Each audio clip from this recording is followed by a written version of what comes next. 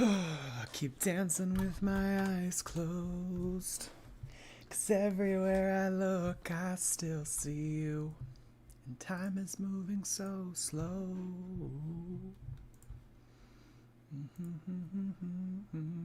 Can do. I'll keep dancing with my eyes. Eyes closed. I'll keep dancing with my. Hello, nice to see you, Tisha. Hello, Big Titties. Hi, Robbie. Hello, Fluffy. Hi, Jordy's Old Zebra Cakes and Peyton. How's it going, everybody? I feel like I'm blurry.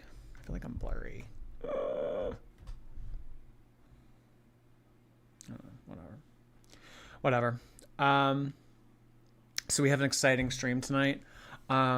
Today has been awesome. It has been the first day in a long time that it has not been dreary, cold, disgusting, depressing, everything of the sort. So the good weather has me in a nice mood. Went out and ran some errands today. I was also able to film a new More Jordy vlog, so that will be going up on the other channel sometime tomorrow if that interests you guys. We will be looking at a new video uploaded by Kinda Good, Kinda Beck earlier today, in which they go over some interesting stories of Amberlynn and what happened during season 4. Definitely interesting information coming to the forefront of Girl World. I have never heard anything like this. You keep tuning in to see something Girl World related, and you think to yourself, this is it. This is the newest low. No way can the depravity get even worse. No way can the rhetoric get any more egregious than it already is. I have already taken all my Zofran. I am still nauseated at the information that is coming out about this woman. Well, if you are in that boat, get a new Zofran prescription because we have some exciting new information coming out. Hi, Lori. Hi, Katie Bird. Thank you for stopping in, Karina. Nice to see you. Karina is another lovely reaction channel that you guys should check out if you are looking for some more Girl World reactionary content. She is actually who got me into Girl World. I always make note of that because honestly, if it weren't for Karina making her videos and making them so fun and me being interested in them, I probably would have never started this channel. So be sure to check her out, guys. Before we get started with our shenanigans, though, we have some very generous donations that have already come in. Martina, thank you so much. Martina, if you guys didn't know, over the weekend sent in a very generous donation of 250 gifted memberships. I mean, just absolutely insane generosity coming from Martina this past weekend. And now Martina is here with us on this lovely Tuesday evening, and they have continued the generosity with 20 gifted memberships. Thank you so much for doing that, Martina. I really appreciate you expanding my community in the way you have over the past few days. It's extremely generous of you. Welcome to all of our new members. Let's get some martinis in the chat for Martina's generosity. Thank you. Oh my goodness. Bull Wrangler with an extremely generous super chat. Thank you so much. I've been waiting all day for you to go live. I have no one but my partner to talk to about Towelgate, and he's sick of me. Like the stream and light up, y'all. Oh my goodness. It is fun to have somebody to like kiki with about Girl World. Actually, it was very funny today. I went to Starbucks earlier today because I wanted to try their new drink that came out.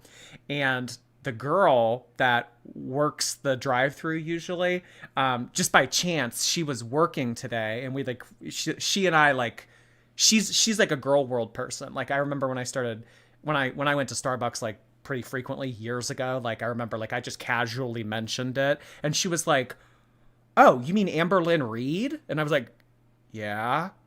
And she's like, "Oh my God." And like, we had this like meeting of the minds. It's really fun to have people to like chat about it with in person. But if you don't, hey, I can be that person for you. Thank you so much, Bull Wrangler. I really appreciate you sending that in. Towelgate? Towelgate. I have heard washcloth gate being the term that is going around the community right now. I have actually not watched Beck's video yet. I have not listened to the audio. I don't know exactly what is disclosed in this video. I mean, I do, but I don't. I don't know the specifics, but I kind of know the peripheral information about what we're going to talk about. And from what I've heard through the grapevine, it's not very pretty. So let's see. Luz with 10 gifted memberships. Thank you so much for doing that, Luz. I really appreciate that. 10 on top of the 20 that Martina has already sent in. We have 30 gift. You like that? 30. Or maybe that's 03 on your guys' end. I don't know. 30 gifted memberships already in this evening. Thank you so much for doing that, Luz. I really appreciate it.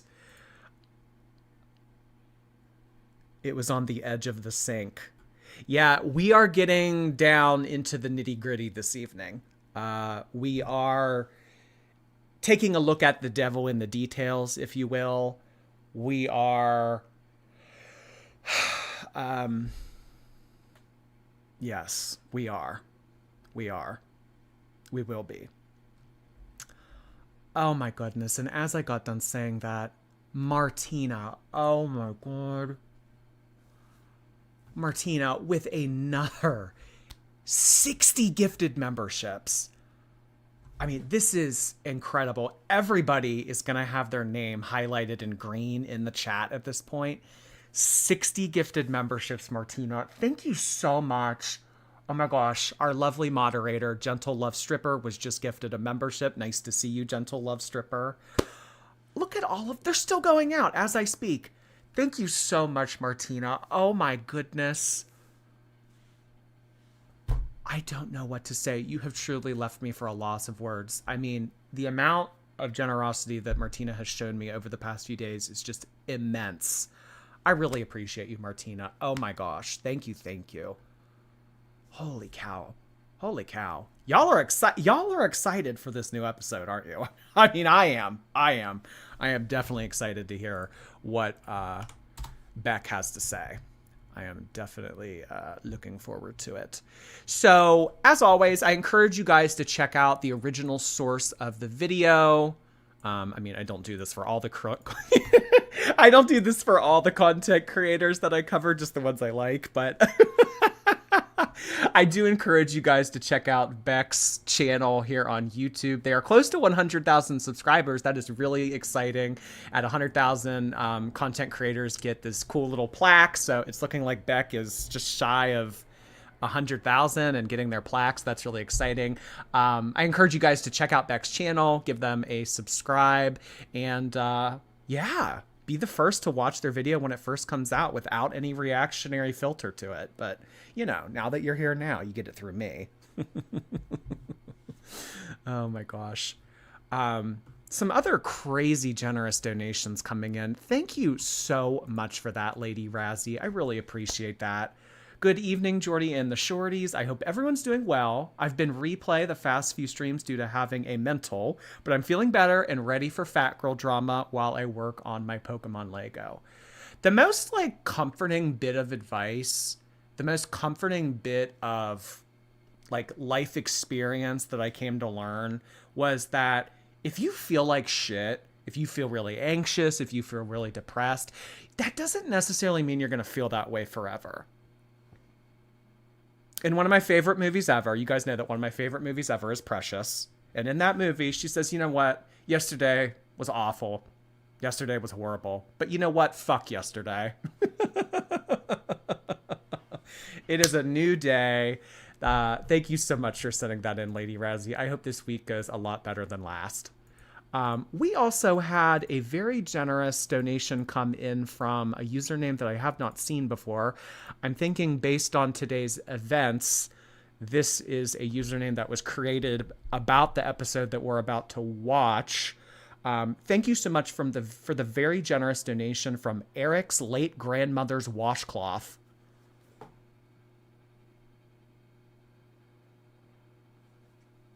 Now, if you don't know what this is about, you will shortly.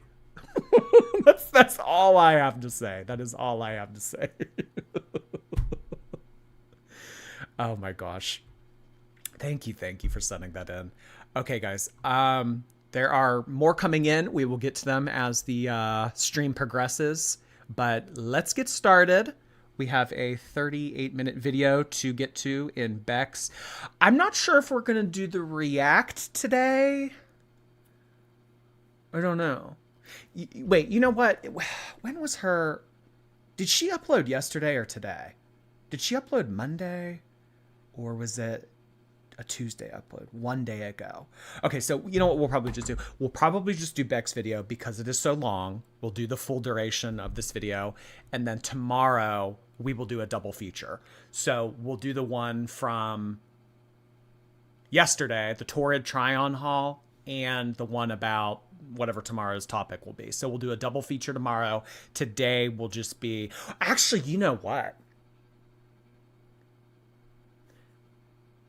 Their little interview is tomorrow, isn't it?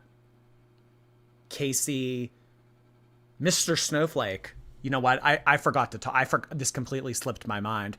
Tomorrow, if you guys don't know, tomorrow at 6 p.m., Lukewarm Tea, Casey's channel, is doing another interview.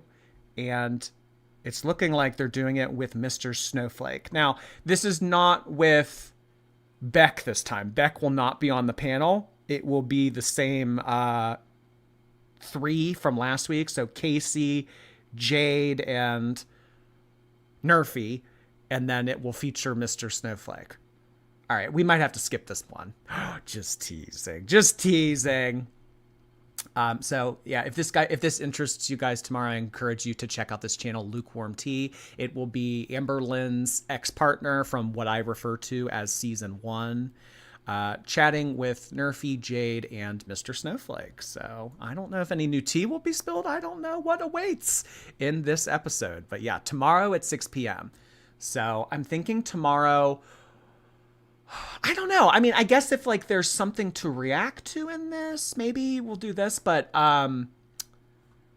maybe we'll do the double feature. I haven't made up my mind. I haven't made up my mind. So it'll be one of the two. So yeah, that's what we'll do. Okay, let's go back to Beck.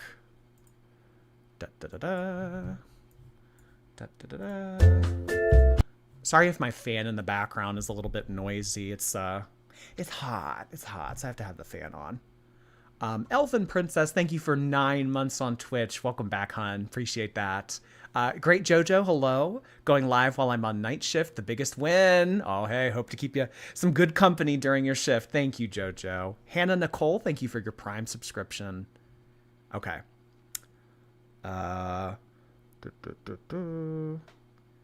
Jade needs to address Washcloth Gate. Well, let's see what Washcloth Gate is all about. First, okay? But first, oh my gosh, Vicky G, thank you so much for all of those gifted memberships. Vicky G, a longtime viewer on my channel, has just sent in 50 gifted memberships here on YouTube. I don't know how many that makes in addition to Luz and Martina's gifted memberships. And then after I'm seeing Vicky's memberships come in, I'm seeing more come in from, I think Martina's up to 80 this stream, 20, 40, 60, 80. Thank you so much, Martina. That is extremely generous of you. Luz, thank you so much. I mean, I think already, guys, we're up well over 130 gifted memberships at this point. Thank you so much for doing that, Vicky G. Insanely generous. I mean, 15 minutes into the stream, 100-something new members. Thank you so much for that. And we also can't forget Barry. We cannot forget Barry. Barry has also sent in 5 gifted memberships. I really appreciate you doing that, Barry. Thank you, thank you. Let's get some Argentina flags and some strawberry emojis in the chat while we begin our episode. Thank you, Barry. Okay, guys, let's get started.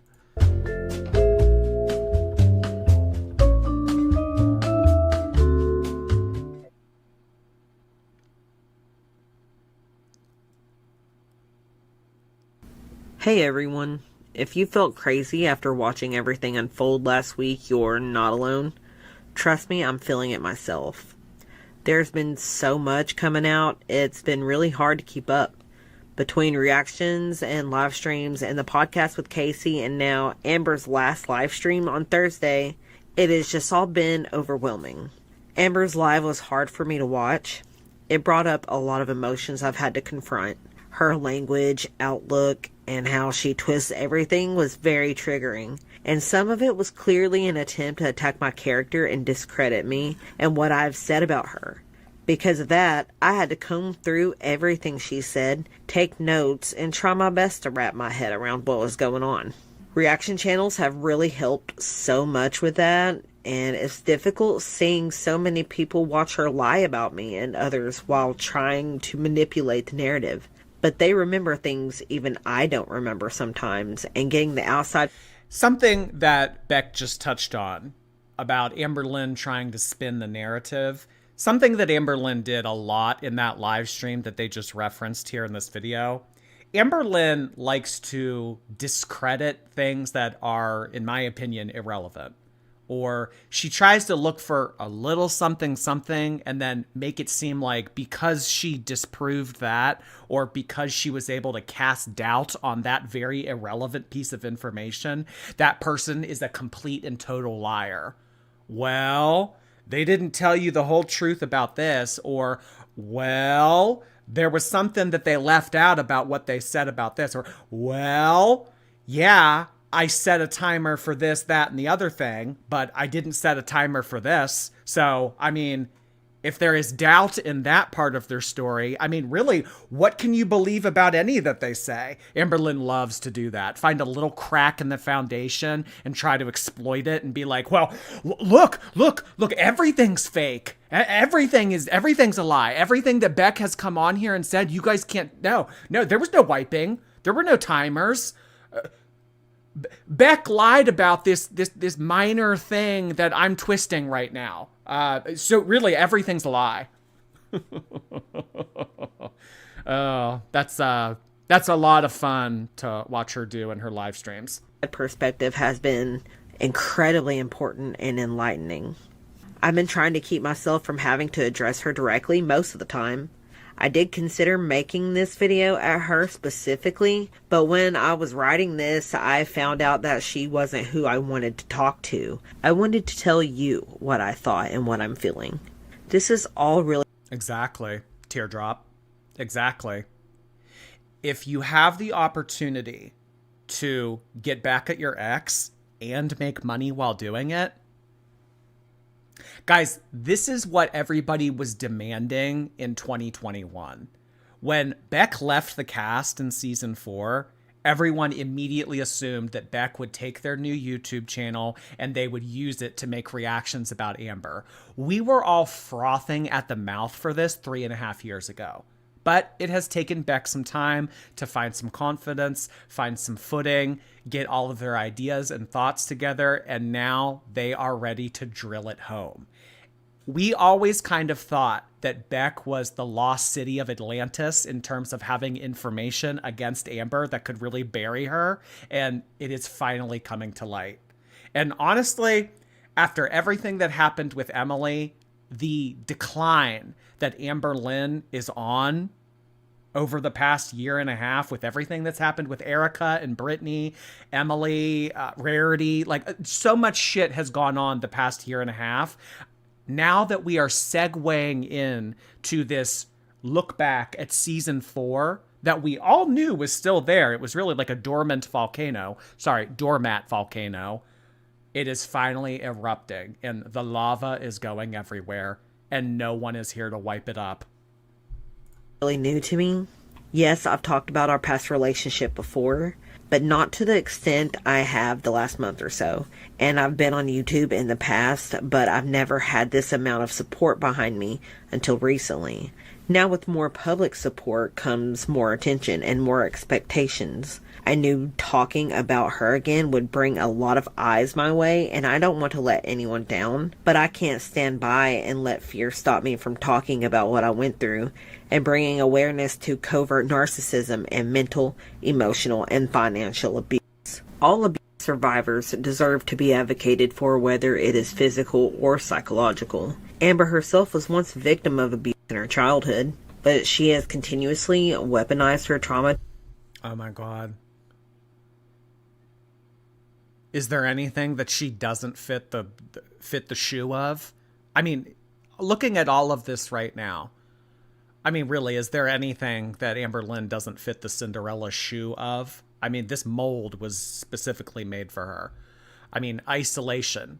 That has been a key term in what we've been talking about recently in terms of how Amberlynn tried to isolate Beck from their friends, Beck from their family, Beck from reaction channels, Beck from anyone on the audience that may have been able to give them an outside point of view in terms of, oh, hey, well, I'm someone on the outside looking in, and I have an opinion that maybe you can't see being under the direct supervision of Amberlynn. So Amberlynn didn't want them watching reaction channels, didn't want them interacting with the internet, didn't want them hanging out with friends, because usually friends give other friends advice. They're usually someone that's like listening and they're an unbiased opinion and they're not involved. So had Beck been spending too much time in the basement playing GameCube with Eric and Ricky, you know, it may have come up. Like maybe when they were playing Mario Party, Eric and Ricky were being like, Amber's horrible. Beck, I don't know why you put up with that. And so that's why the 30-minute timers. That's why the 40-minute timers.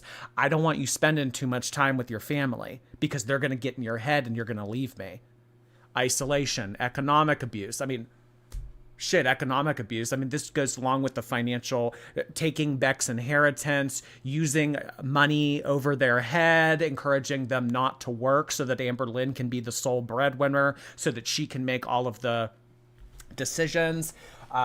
Using intimidation. Amberlynn, you know, I know that she kind of gets steamrolled on the internet by all sorts of people, all sorts of stories and everything, but Amberlynn does bite back. Amberlynn does, come off as an intimidating person. Beck has said that a lot of this intimidation and a lot of this just overall bitchiness is just something that they grew numb to. And it was better to just be blasé about it and say, yes, here, yes, dear, yes, honey. Okay, I'll go do that for you. Because fighting back, it just wasn't worth it. It just wasn't worth it. So Amberlynn, using what power and what influence, financial or otherwise, she had at the time, that's kind of where this falls into play right here with the intimidation in terms of how they got their way throughout season 4. I mean, coercion and threats.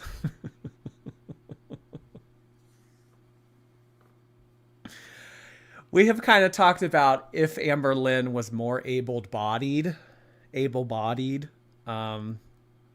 But I mean, that's just a scenario. That's just a what if. A threat that the most apparent threat that comes to me is the one of like the emotional manipulation that Amberlynn did with, well, if you leave me, then I'm going to be all alone and no one's going to be here to take care of me. And if you leave me here, then I'm not going to have anybody to take care of me. I'm not going to have anybody to wipe me. I'm just going to be left to my lonesome and I can't take care of myself. So if you don't do it, who will? I mean, threats usually come in the form of a more aggressive approach where people are saying, I'm going to kick your ass. I'm going to die. That's usually how we think of threats. But isn't that kind of a threat in a way too?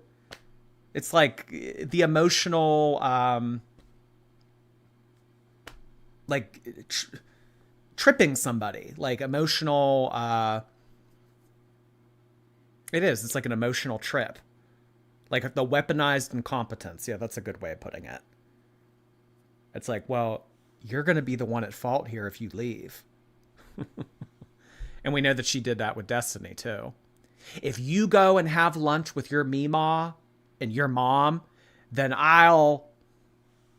we know that she's threatened things like that before. I mean, minimizing, denying, and blaming, that's Amberlynn in a nutshell. Using privilege. Amberlynn has a lot of resources available to her. Amberlynn has a ton of opportunities to get therapy, medication, outpatient, inpatient, whatever. Amberlynn pisses it all away.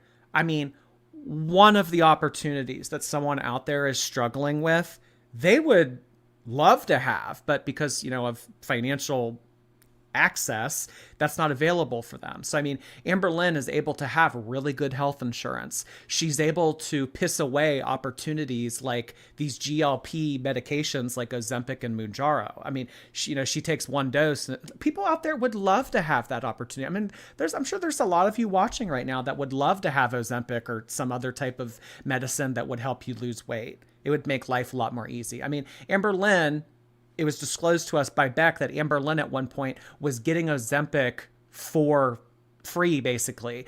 If she was able to promote it on her channel and just show that she was using the medication, Amberlynn could have had it for free. I mean, like, that is such a nice opportunity to have. So, I mean, not only does Amberlynn make a lot of money on the internet, they also have privilege to have these kind of things for free. And that's kind of like something I've never really understood. It's like rich people get stuff for free, but yet they're the ones that can afford it. Whatever. Technology and stalking. The biggest example that comes to mind here with technology and stalking is during season 3, when Amberlynn sent Sharla to Destiny's house to take pictures of their driveway when Dana was over at Destiny's. Oh, because Amberlynn didn't drive at the time. So she had their mutual coworker, Sharla, drive over to Destiny's house, take pictures of Dana's car in the driveway and send them to Amberlynn. And then Amberlynn would forward those pictures to Destiny and say, what the fuck are you doing? I mean, Amberlynn loves to say that people stalk her, loves to harass her, loves to do... I mean, I don't know, say what you want about reaction channels, but I'm not taking pictures of Amberlynn's apartment. So, I mean, just like this little wheel that Beck has provided here, I mean, I can just, without even really giving it much thought, I can come up with examples for almost every variable. I mean, yeah. To manipulate people into getting her way in many different scenarios. Even now, she is doing that, trying to paint herself to look like as much of a victim as her own victims. She wants me to tuck my tail and run away from this like I've done before, but I won't be doing that this time.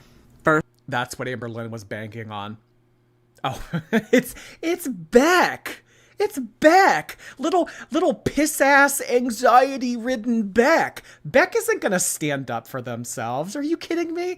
I steamrolled Beck for 4 years. You think that Beck is going to come on and fight me on my own platform? Bring it on, bitch. Well, guess what? She's bringing it on, bitch. Bae. First, I want to say that I understand if Amber has maybe swayed your opinion of me. It's so easy to get swept up in her confusion and manipulation. I was swept up in it for many years, and you don't have to like me to still hold Amber and people like her accountable publicly for the harm that they cause. I will link some videos in the description for channels that really helped me make sense of this whole mess. But I just ask that you give me a chance to make some points before forming your whole opinion. It has been difficult to understand and tell my truth because this has all been so messy and emotional from the beginning with Amber. Secondly, I want you to keep in mind 2 things that I've learned about while trying to make sense of what I went through.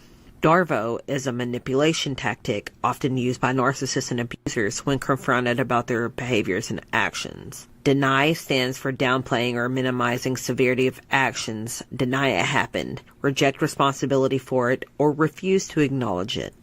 Oh, Amberlynn loves to deny everything. Unless Amberlynn is forced into a corner And there is undisputable, undeniable proof that Amberlynn is lying about something or that something actually happened. She always goes to deny it. That's her go-to. No, it didn't. That never happened. No. There were no timers.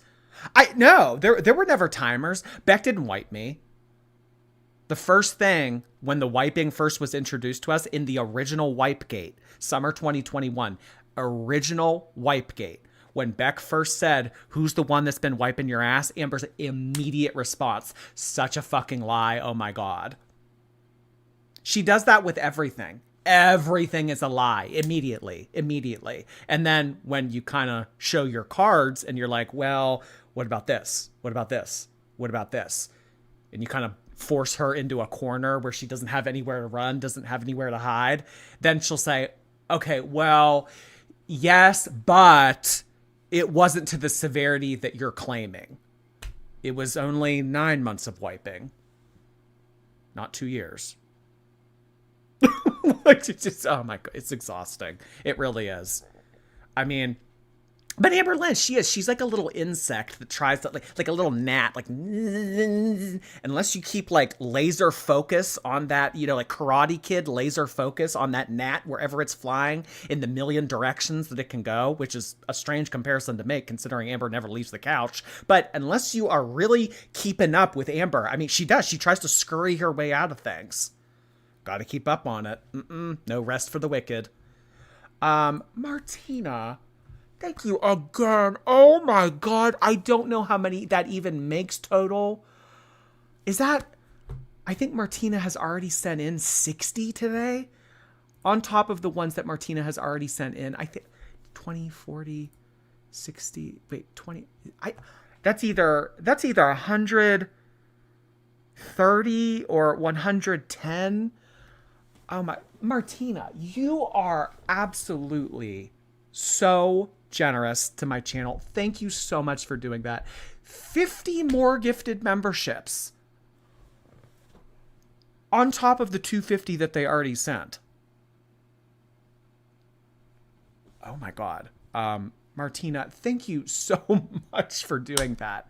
I mean, there are now over 300 of you, courtesy of Martina, in the past 3 days. Thank you so much, Martina. You have truly left me for a loss for words.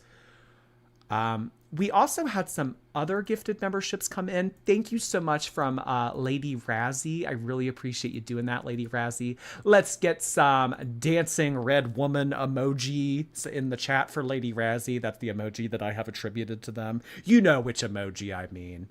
Thank you so much. Oh my gosh, the amount of green names that are popping up in the chat. Oh my gosh. Members everywhere. Members here, members there.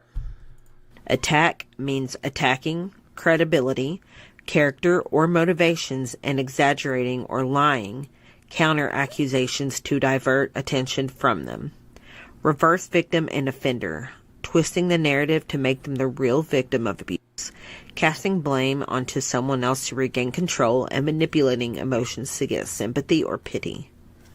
And the narcissist prayer, coined by Dana Craig, used to demonstrate the way the narcissist thinks about their actions.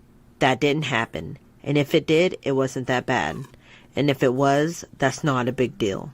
And if it is, that's not my fault. And if it was, I didn't mean it. And if I did, you deserved it. Wow. Look at this. But I mean, this is kind of the formula that Amberlynn follows. Never happened. Okay, well, yes. Okay, so let's apply this to wiping. Never wiped me. I was never wiped. I can wipe myself. I was never wiped. What are you talking about? Okay, I was wiped. But it was only after the hysterectomy. I was only ever wiped after the hysterectomy. You guys have to remember, I had cancer. I had a major surgery. I was not able to do that for myself. It wasn't a big deal. It wasn't a big deal. Yes, I was wiped. When you're in a relationship with someone for that long, you do things for one another. When you truly love each other and you're in a relationship for that long, sometimes this kind of things happen.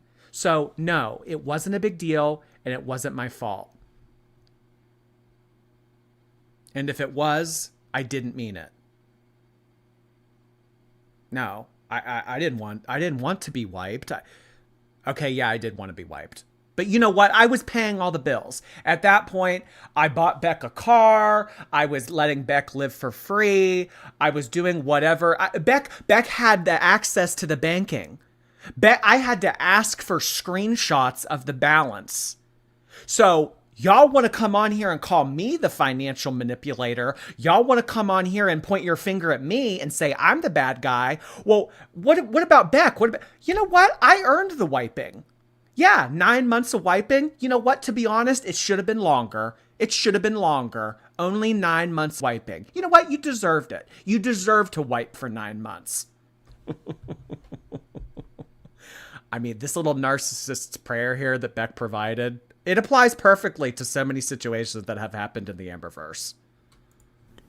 And if it was, I didn't mean it. And if I did, you deserved it. I think for someone who claims to not be a narcissist and to only have a few narcissistic traits, these patterns are very similar, if not exactly what she's done and is doing now. However, I don't want you guys to believe I am some perfect victim of Amberlynn Reed. I'm not and have never been perfect before her or after. She continues to say that everyone believes I am all good and she is all bad. She acts as if I've never been criticized in the past or now. But the truth is she has never been able to take criticism and still can't handle it. Anyone who has ever had something to say about the crappy things that she has done is against her and has it all. The crappy things she has done. Interesting word choice, Beck. All wrong. And it is not just to me, but all of her exes and the majority of her audience and the YouTube community, including Yeah, I mean, really, like, are we all wrong? Are we all wrong? All of Amberlynn's exes, I guess, except for Jade, because Jade didn't really play a part in Girl World. But, I mean, the community sees this. Reaction channels see this. We all see this. Have you ever seen that meme of the person standing in front of, like, thousands of people, and the little speech bubble above their head says, yes, I'm right, you're all wrong? I mean, like, really, like, we're all wrong and you're right, Amber. I mean, you are the dysfunctional quarter-ton toxic YouTuber here, but we're all wrong. Action channels past and present. On the subject of not being perfect, reactive abuse exists within personal relationships, and I'm sure that I've said some inappropriate or mean things to Amber. During fights and arguments, a lot of sensitive things were being brought up, and I can't remember now the things I said, but we were having long-lasting problems in our relationship because of her continued behavior and our situation. Reactive. When a true victim reacts to it, they may use the reactive outbursts against the victim. Sometimes he does blackmail to gaslight them. It gives the abuser evidence, disregarding that it... Okay. Yeah, so this... a good example of this is what Amberlynn said in her live stream last week. Amberlynn came on here and said, yes, this, that, and the other thing about what Beck said about me, but Beck said my family does drugs. Did you guys know that even though all that happened, which she didn't even admit, but you guys need to know that one time Beck called me a fat bitch. And that really hurt my feelings. Even though I had Beck wipe me for 9 months, I took their inheritance and I timed them and made them give me fake lint massages. Did you guys know that Beck one time, when they got fed up with me, they said, your family's a bunch of drug addicts? Did you know that Beck said that to me? Good example of what we're looking at here on the screen. Abuse doesn't mean that you're not being abused. So then that gives Amberlynn the evidence that she needs to make her claim. Well, yeah, all this shit went down, but Beck called me a fat bitch, so I guess we're even. I may not remember saying at least my family didn't do drugs, but that is not representative of my true feelings then or now. I have my own family members, my sister and my aunt, who struggled with their own addictions, My sister's been in recovery for 20 years and we sadly lost our aunt. I really don't think I would have said those things, but it was a long time ago and I can't be sure what I said or what she was saying to me before that happened. She showed no proof and I don't have any either. But regardless, conflict can be used by toxic people who love to... So, I mean, I don't really remember. I mean, sometimes they might, but I don't always remember things that I said 3-4 years ago. So, I mean, Amberlynn didn't show a screenshot that said fat bitch in a receiving text message. Like, she didn't show a gray received text message that said, okay, well, at least my family doesn't do drugs. Like, she didn't show that. It was kind of like just taking her word for it. The she said kind of thing. But Beck here is at least able to acknowledge that they may have or did say things along the lines of that. So I think that that's very big of Beck to realize, yes, even though Amberlynn said this, that doesn't give me a free ticket to call her a fat bitch. That doesn't give me a free ticket to say this. I mean, some of you might disagree and think that it's completely warranted, but I guess if like we're thinking about like the whole concept of two wrongs don't make a right,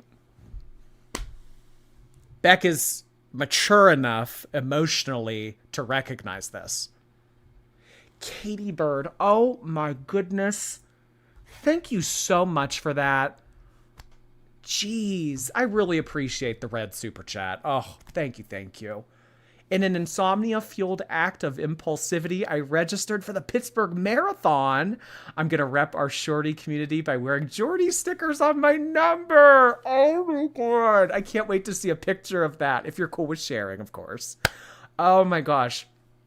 I have had friends that have run the Pittsburgh Marathon. When is it, May? I think it's in May, right? I think it's in May. I think it's in May. Oh my gosh. That is awesome. You can finally put the 26.2 on your bumper sticker to let everybody know that you're physically fit.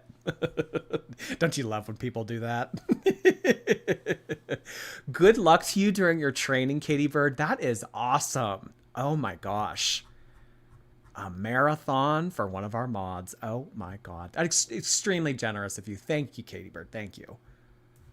To push and bring you down to their level. They do this to make you feel that they are not the problem, and instead you are both the problem. Amber, I want to remind you that I would have never been on YouTube if it wasn't for you putting me on your channel to begin with. I wouldn't have talked to Karina last year if you wouldn't have still been talking about me. I probably wouldn't have ever come back to my channel if you had not continued talking about me. And now I'm back and I don't know what I'm doing, but our audience is intertwined and you can't pretend that there isn't years of evidence showing your pattern of abusive behaviors toward every single one of your exes. We can't all be lying, Amber. I don't know where to start, so I'm going to just do what she couldn't do and list out exactly what she lied about in this live stream. Number 1. Amber claimed she never talked about me after the proposal story on her channel. Except she did. She made another video with my name in the title a couple weeks later. And remember, we talked about this. We talked about this in last live stream about the how she proposed thing.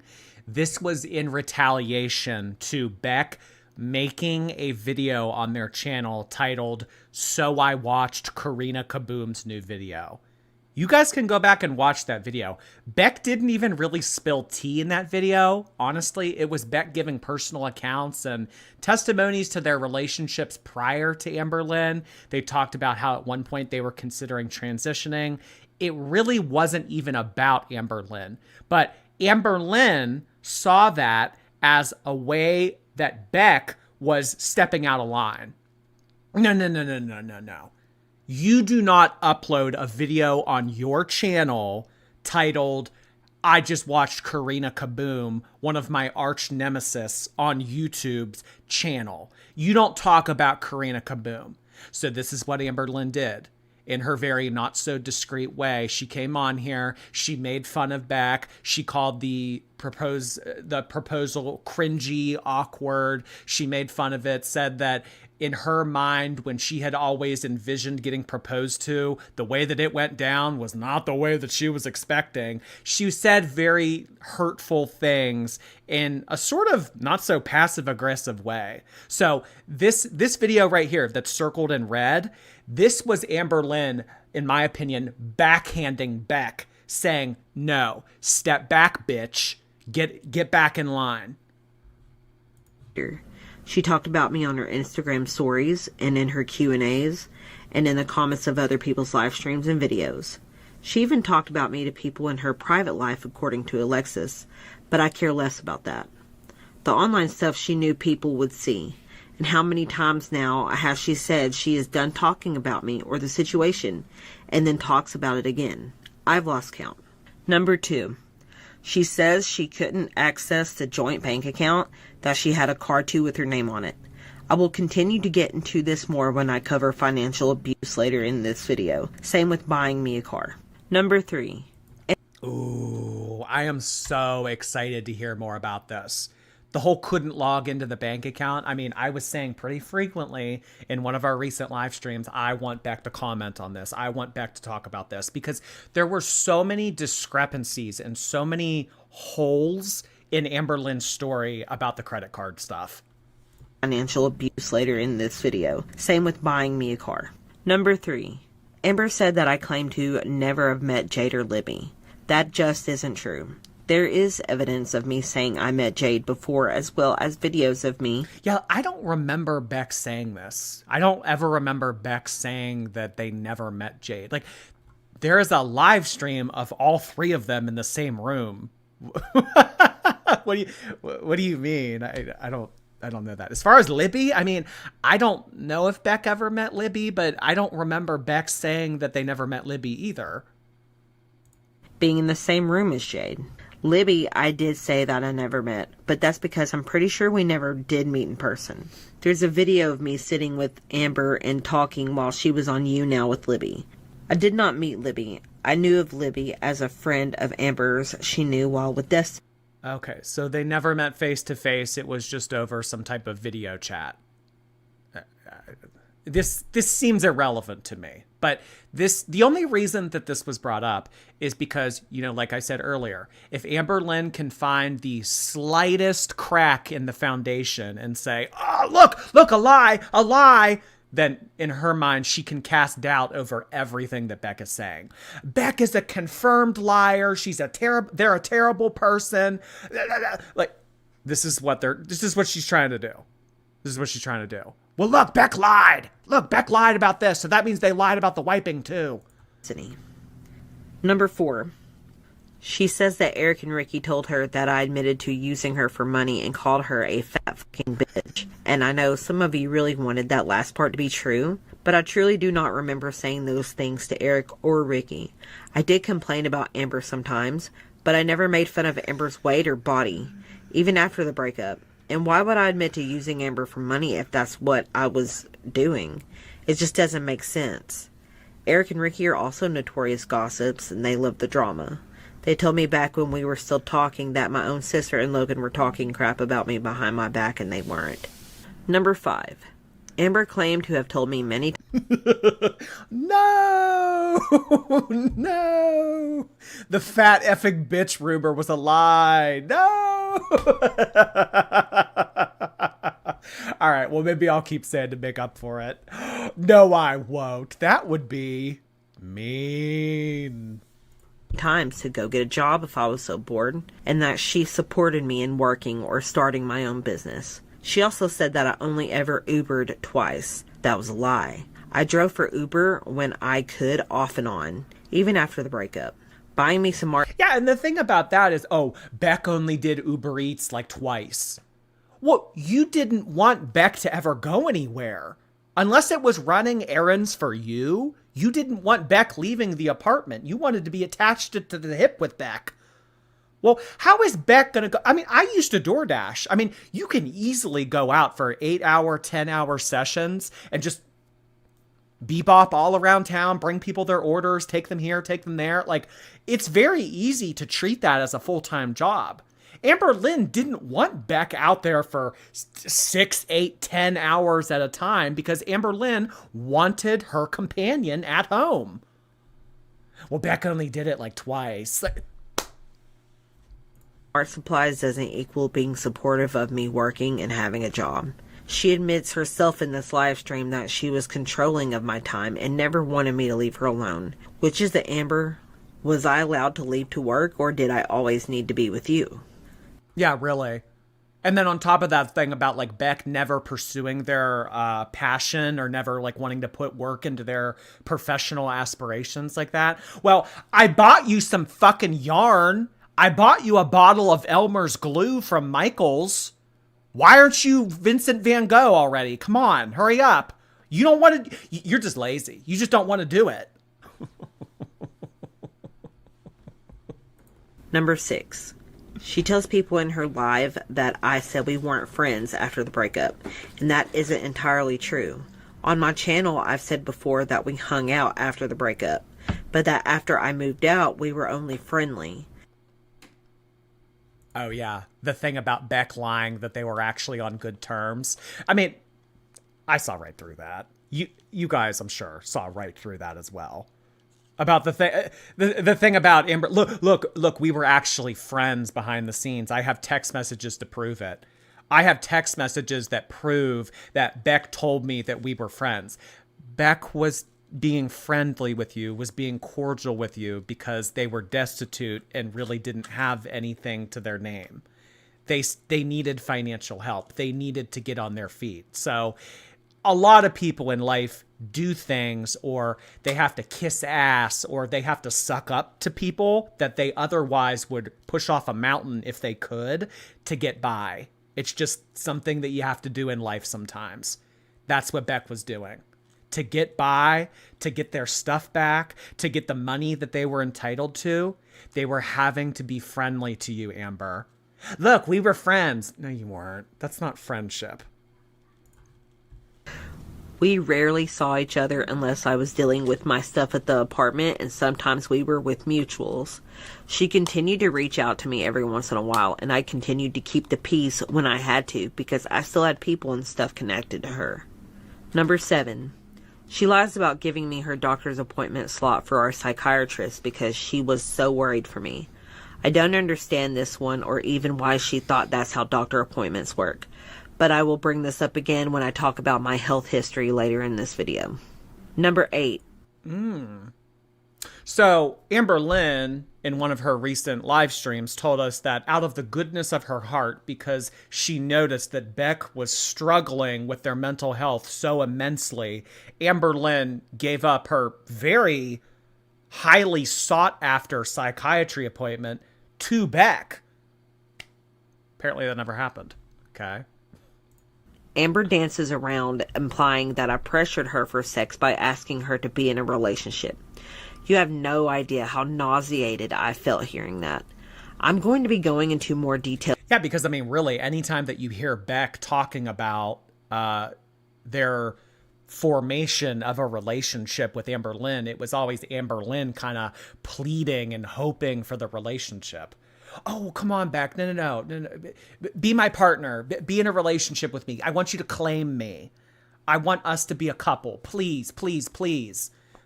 But in Amberlynn's live stream recently, we were told a very different tale. Well, I don't get intimate with people unless we have a label, unless we are official.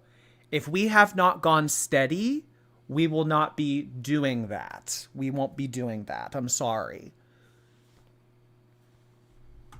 So Beck's response to this is, it's nauseating that Amberlynn would even suggest that, because Beck felt heavily pressured by Amberlynn to get in a relationship with her, not the other way around.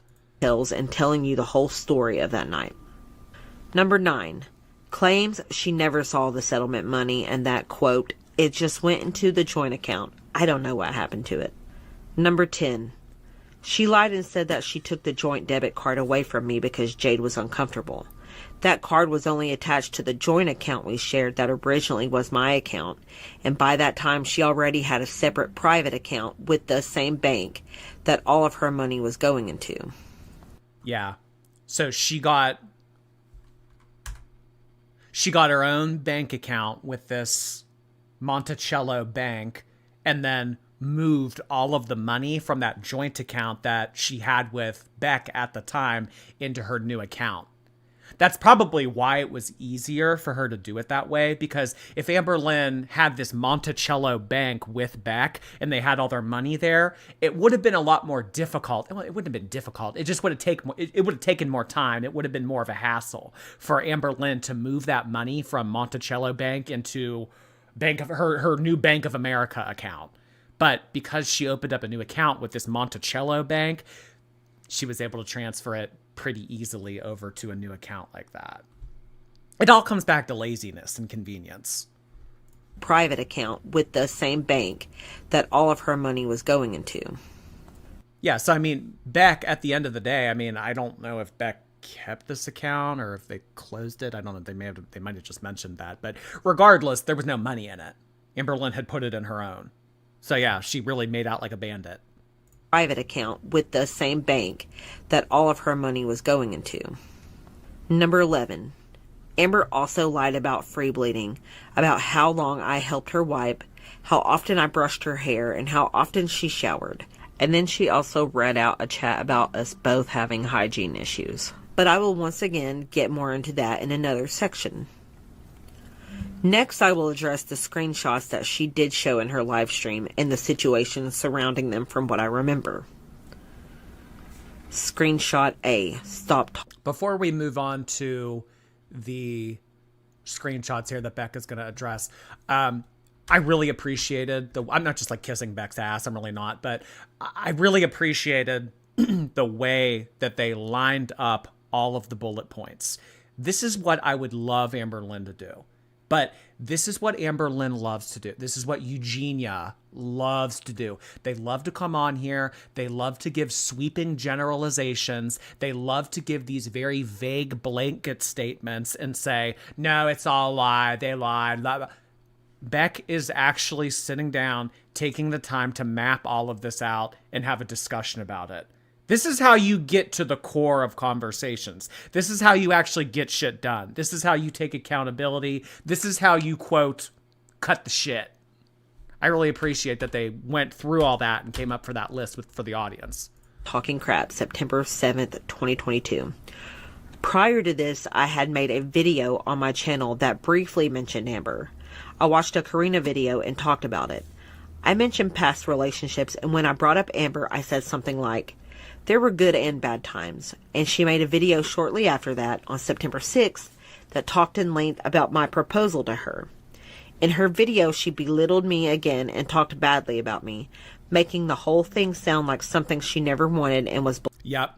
It was because of this video, guys. This video right here. I watched Karina Kaboom's new video. Beck had the nerve. Beck had the gall to make a video with a reaction channel that despises me on their video.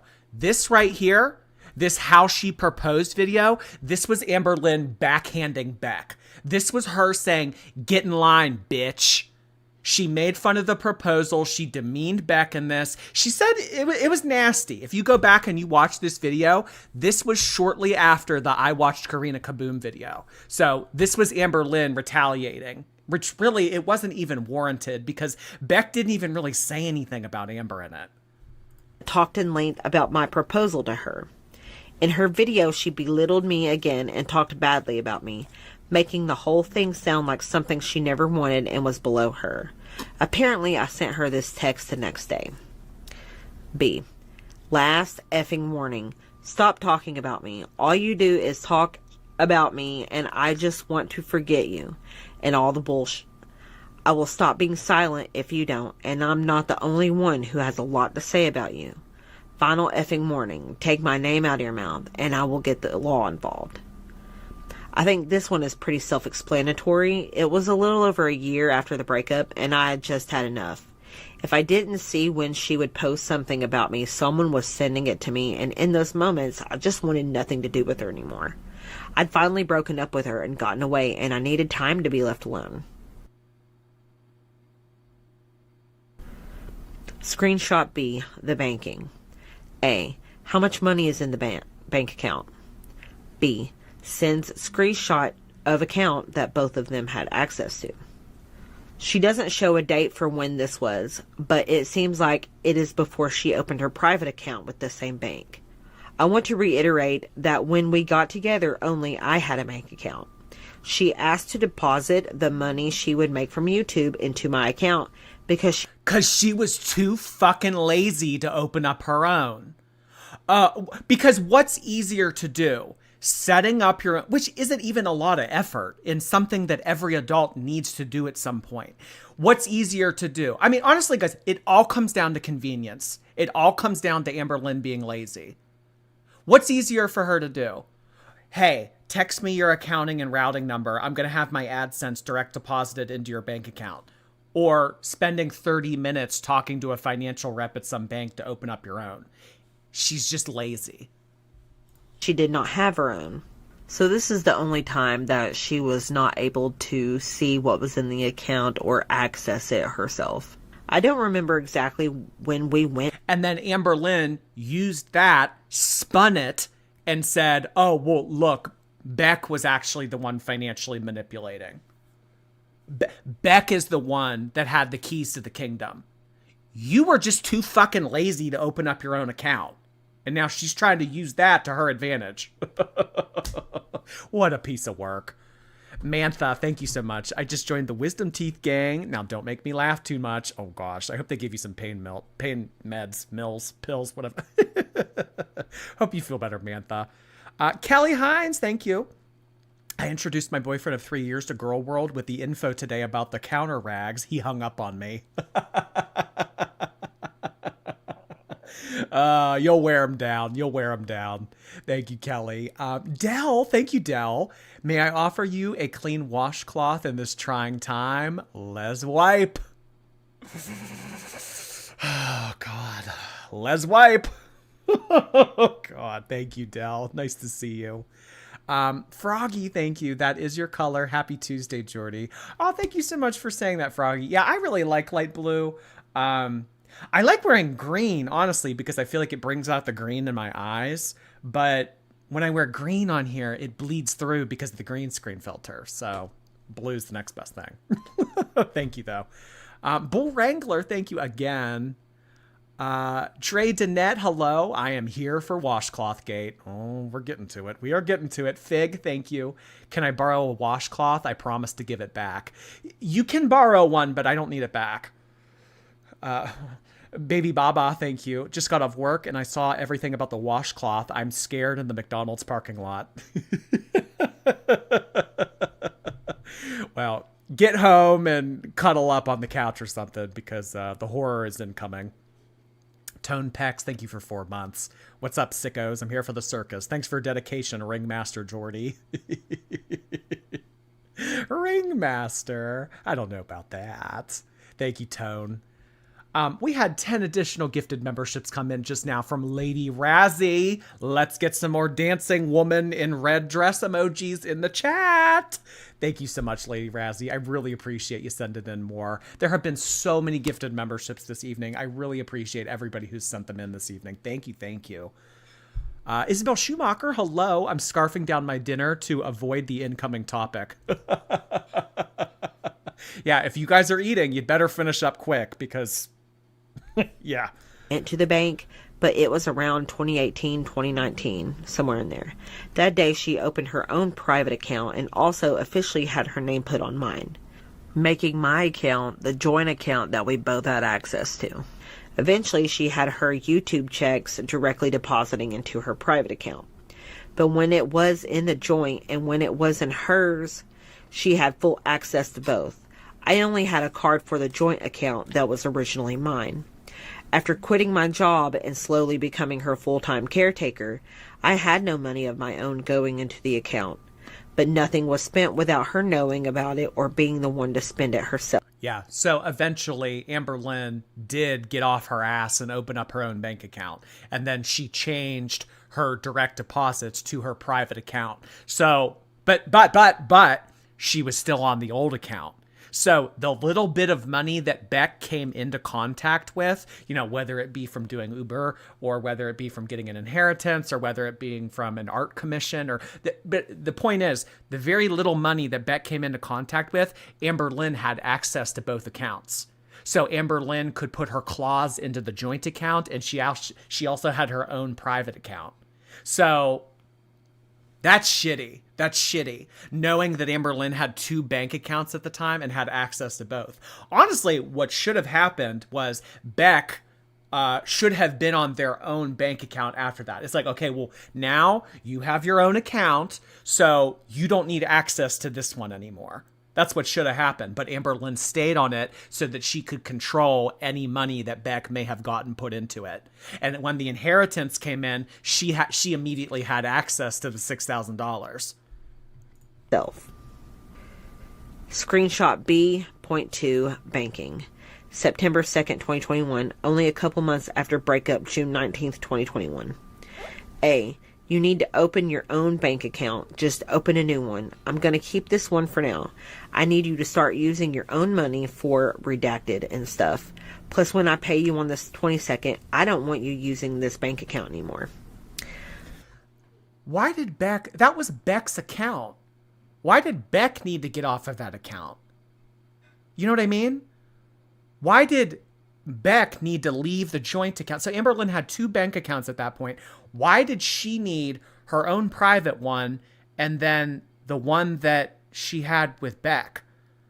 You need to open up your own account? You put yourself on that account to begin with. So you put yourself into someone's account, it becomes a joint account, and then you kick them off? Huh? B. Then go to the effing bank with me. So I believe that this was when she was urging me to open a new account and take myself off the joint account. That again used to be my account. But I'm pretty sure that I needed her to go with me to the bank to make these changes to the account. And I just wanted to say also that it's... Yeah, but her ass didn't want to go to the bank. Are you kidding me? She didn't want to take a trip to the bank with Beck. Are you kidding? Yeah, I mean, you sometimes have to go to the bank to iron out the details like this. You can't just do everything over the phone or with email. Go to the bank. No. You just need to figure it out. No, you just need to close the account. You just need to take yourself off. Weird that the way she shows these screenshots, I can't read them myself, and she reads them out loud. But in some, she doesn't read it directly. It just throws the doubt around. I also want to add that I think the thing that she marked out was weed, and I don't care if people know that I used to smoke. I did care once upon a time, but that's all I can think of that might be redacted in that message. And I think maybe why she said this is because she might have bought me a vape or some at some point. Screenshot C, lying to audience, April 17th, 2022. A. I am literally getting harassed because people think I lied about us still being friends. Why can't I just tell them I wasn't lying? This sucks so bad. B.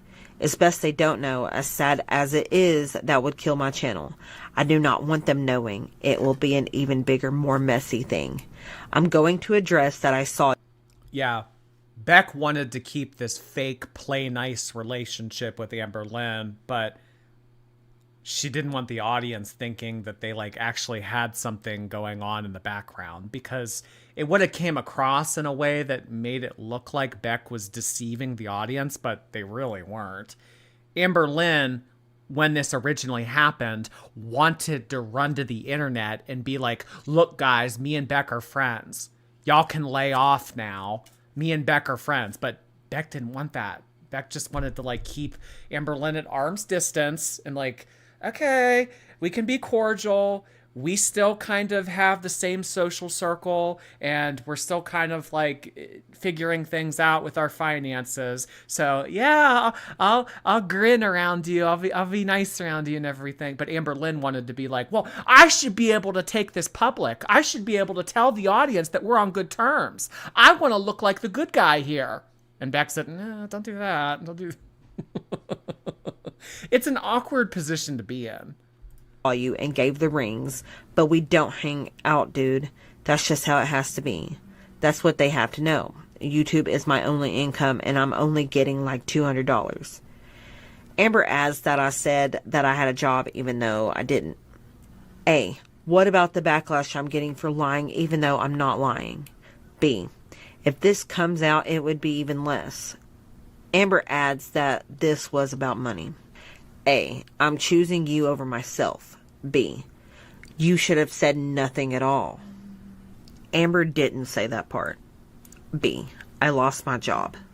Okay, this is the big one I know a lot of people wanted me to address. Amber says that I completely denied being friends after our breakup. I didn't deny being friends with her entirely in my live stream, but I didn't say we were friends because I did not see us as friends.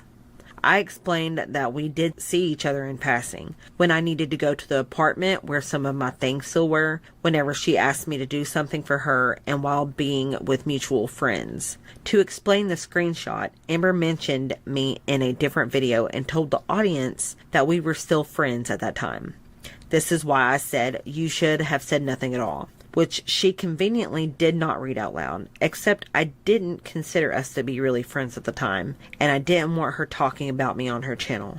I was scared of the audience, the haters, and the fans of Amber. I didn't want my channel to be all about her, and I didn't want to give her or anyone else any reason to talk about me. Instead of telling her, "No, Amber, I'm not your friend," I asked her not to say that we were friends. I had forgotten that I sent a message like that. So when I denied her lying for me, I didn't remember this instance, and forgetting that is on me. But she wants to make this out to be an example. Interesting, too, that all of this happened during April of 2022. Do you guys remember what happened in April of 2022? This is when she and Jade were first having problems. I mean, the problems may have started prior to this, but April 2022 is when Amberlynn came on live stream with that bottle of whiskey, and she was drunk and she was saying shit like, "I don't know if we're together." And then Jade made her that plate of food to calm her down. Remember that? I don't know. Just a little sidebar here. Maybe she was like looking to start some trouble with Beck to post it on her channel to deflect away from Jade, because everybody was like thinking at the time, oh my God, are she and Jade broken up? So maybe like this was the distraction that she was looking for. Just interesting that this all happened in that month. Of her always lying to her audience for me and to spare me and protect me. That just isn't the case. I believe she's only bringing this up because I admitted to lying in her videos for her on different occasions. I want to apologize to my audience for not being honest with you all at that time. I'm sorry that I was still afraid of being authentic and genuine with you all. I thought that if I could just ignore Amber and Girl World, that would be the safest path. I hope I can prove to you I have learned from those experiences and changed. I also want to apologize for my memory loss. I know Amber said herself that she has bad memory, and I'm sure that it was just an additional thing to muddy the waters of what was real and what wasn't. But I do wish I had more proof for you. Obviously, there are years of videos out there, and I rely on people bringing things to my attention a lot of the time when it comes to stuff posted publicly. However, I deleted all of our messages, texts, and other things. I didn't want to look at them anymore. I didn't want to read them or see them or think about them. They're gone, unfortunately, so I can't debunk or even look at the rest of the conversation for the screenshots she shows. During our relationship, I lacked a lot of independence and self-agency. I did a lot for her, but I couldn't get myself to do anything for me. I was depressed, and it was only getting worse the longer our relationship went on. She was dependent on me and wanted me to be dependent on her too. And I mean, the thing I want to add here is, I mean, Beck wasn't the most well put together person as it was. Beck had dealt a lot in their early childhood with their family and depression and like growing up queer and everything like that. I mean, you're just like bound for anxiety and depression. It's like, you know, if you're born queer, it's like, that's like a starter pack. It's like, oh, well, here's your anxiety and here's your depression. So, I mean, Beck already had a lot going on. I mean, just something that really stuck out to me is a video recently where Beck said that they tried to they like tried to perform an exorcism or something on Beck. Like that kind of stuff messes you up. So, I mean, Beck did have a lot going on at the time. So, I mean, when you put someone in who is already on like a shaky foundation into the clutches of Amberlynn, and then they can kind of like toil and do all these things and pull the strings like they're a puppet. I mean, it's hard to hang in there. Codependence is hard to break out of. I slipped into it so quickly I didn't realize I had lost all agency for myself. And then once I was in it, it was too difficult to stand on my own again. I've seen people compare it to boiling a lobster or crab. You put them in the water first and slowly raise the heat so they don't realize they are being cooked alive. Things Amber admitted to. Number 1. She admitted to being mean and rude and talking down to me in videos and behind the camera, but she didn't admit that this was a form of public humiliation that I believe she used to control me and keep my self-esteem low. Number 2. Amber said that she was horrible to Destiny. No shocker there, but I do wonder why she kept saying she wasn't going to talk about Destiny in this live stream. I can only guess. Number 3. Admits to buying love and attention from partners and friends, yet doesn't admit to financial abuse at all. Amber, there is a difference between being generous and holding things over people's heads as leverage because you paid for something. Number 4. Amber says, I remember one time, I think it was with Rafe. I think that Amberlynn, they all went to the movies one time, and Amberlynn, y'all can correct me if you know this story better than I do, but it was either Rafe or Hannah, and Amberlynn bought one of them a slushie and then immediately wanted paid back for it. It was like, well, I bought you a fucking slushie. What are you going to do for me now? Does anyone remember who that was? It was Rafe. Okay. The slushie story. That she went through my phone a lot because of trust. It's like, don't buy something for someone if you're expecting to be paid back. I mean, it should be crystal clear that it's a loan. It should be crystal clear that they're going to pay you back. But if you're doing it just to be nice and to not be paid back, you shouldn't immediately be like, okay, well, how can I cash this in? Like, you don't get store credit whenever you buy someone something. That's not the way it works. Issues, but then shows journal entries to, in her eyes, prove that I did read her journals. First, I never said that she didn't let me read any of her physical journals. I said that she wouldn't let me go through her phone because she said there were private journals on it. Yet she says that I could read her journals anytime and she wouldn't have cared if I looked at her phone, but that I never really had asked her anyway. Number 5. She admits that she does not feel that I was abusive towards her. But then why do all of this, Amber? Number 6. She admits to being manipulative toward me and others to get what she wants out of them. Number 7. And finally, she admits that she shouldn't have asked me to drive during the times that I was physically and mentally ill. More on that later. At first glance, it may sound like she admitted Beck was only over-medicated for 3 months. Beck was only in renal failure for a very short period of time. Beck was only running errands for me in renal failure for 3 months of the 5 years we were together. You guys are being dramatic. Calm down. to quite a few things, and she did, but she did not take real accountability for them. She spent the worst part of 3 hours talking about things she went through and only accepting the small things she felt weren't as bad to distract and minimize the impact. Oh, yeah. Good point. She would get upset at Libby for not having money. Yeah, because when they were hanging out with Libby, Libby was 15. Unless you have parents that can give you money, a lot of 15-year-olds don't have a lot of spending money. So Amberlynn, at 25, hanging out with a 15-year-old, she would take Libby to Denny's with her and Destiny, and they would buy Libby's meal or buy her a milkshake or something. And then she'd be like, oh, look who paid for her meal again. I don't want to know how Amberlynn thought that she was going to cash in on buying Libby's milkshakes at Denny's. I don't know what she was expecting, but I mean, if you're buying a 15-year-old food and they really don't have spending money, they don't have a job, I mean, why are you going to make them feel guilty for it? Impact of the bigger problems at hand. Admitting to vague things like being controlling and manipulative, but not acknowledging that the impact of her being controlling of my time was me not being able to look for a job, save money, or even spend time with my dying mother.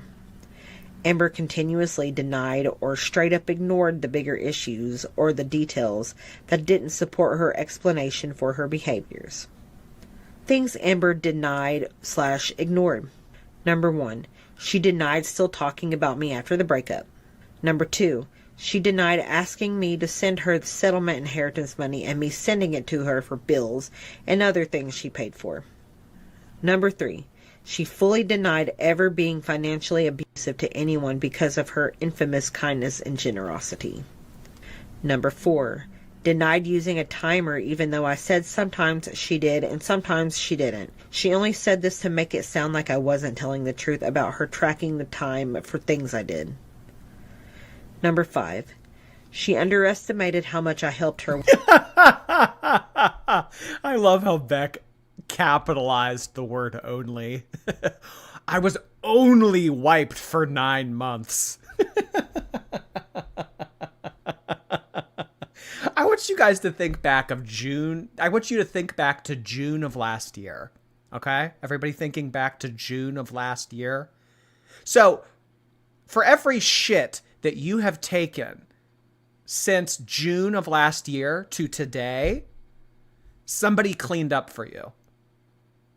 That's a long time. That's a long time. Only 9 months. Yes, yeah, the only 9 months took me out. With her personal hygiene, saying that I only wiped her for 9 months and that I got her a bucket a couple times and only brushed her hair once. She also denies free bleeding, though I was under the impression she had admitted this before in her videos, but I have no idea which video it could be if she did. Number 6, denies leaving me with only a little bit of money for a U-Haul and implies that she did pay me for the live streams. Number 7, she ignores the serious allegations about her behavior towards Libby. She's banking on Libby not talking. She's not going to talk about this. The only thing that she has really done to address this is erase all of the footage. She erased all of the videos about Libby on her channel. That's the most in terms of a response that we'll get from Amberlynn about this. She's banking on Libby not coming out and talking. Number 8, she ignores the chat asking her about getting physical with Jade. Number 9, she ignores again, banks on Jade not talking. I mean, the only reason that we know about the altercation between her and Jade is because of Erica. She's banking on Jade not talking. We would have never known about this. Her about getting physical with Jade.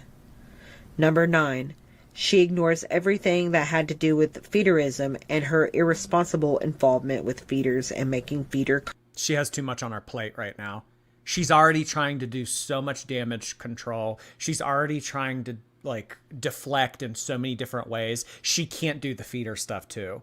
With everything that Amberlynn has to put up a wall against right now, she can't do the feeder stuff too.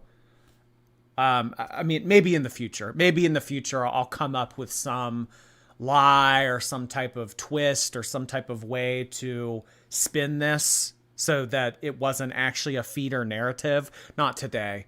There's way too much going on already. I can't do the feeder stuff. Maybe next year, maybe 2 years from now, but not today. Content. She always has too much on her plate. Zing. Shiz and gigs, thank you.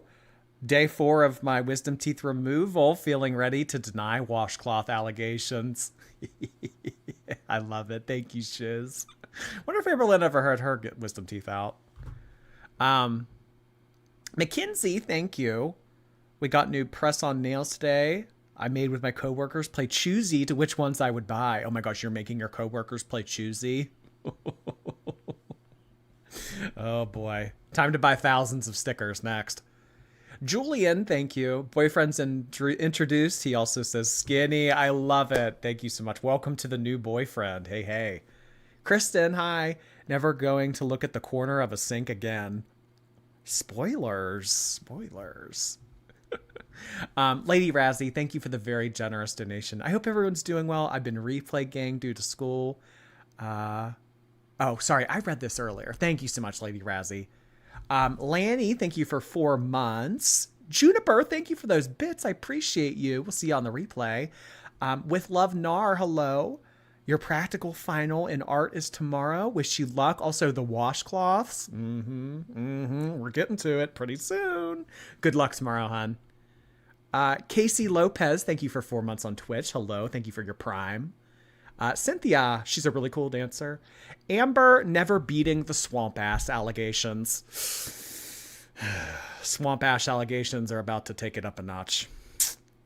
Busk, hi. I didn't even know you were live. I just got an email that said I got a membership, so thank you. Yes, we have had tons of memberships come in this evening. Thank you so much for being here, Busk. Glad you got emailed about that. I didn't even know you got emailed about that. Fish Eater, thank you so much for sending that in. Sorry to hear that you're having a bad week. Hopefully the live can take your mind off some of that stuff. Appreciate you being here, Fish.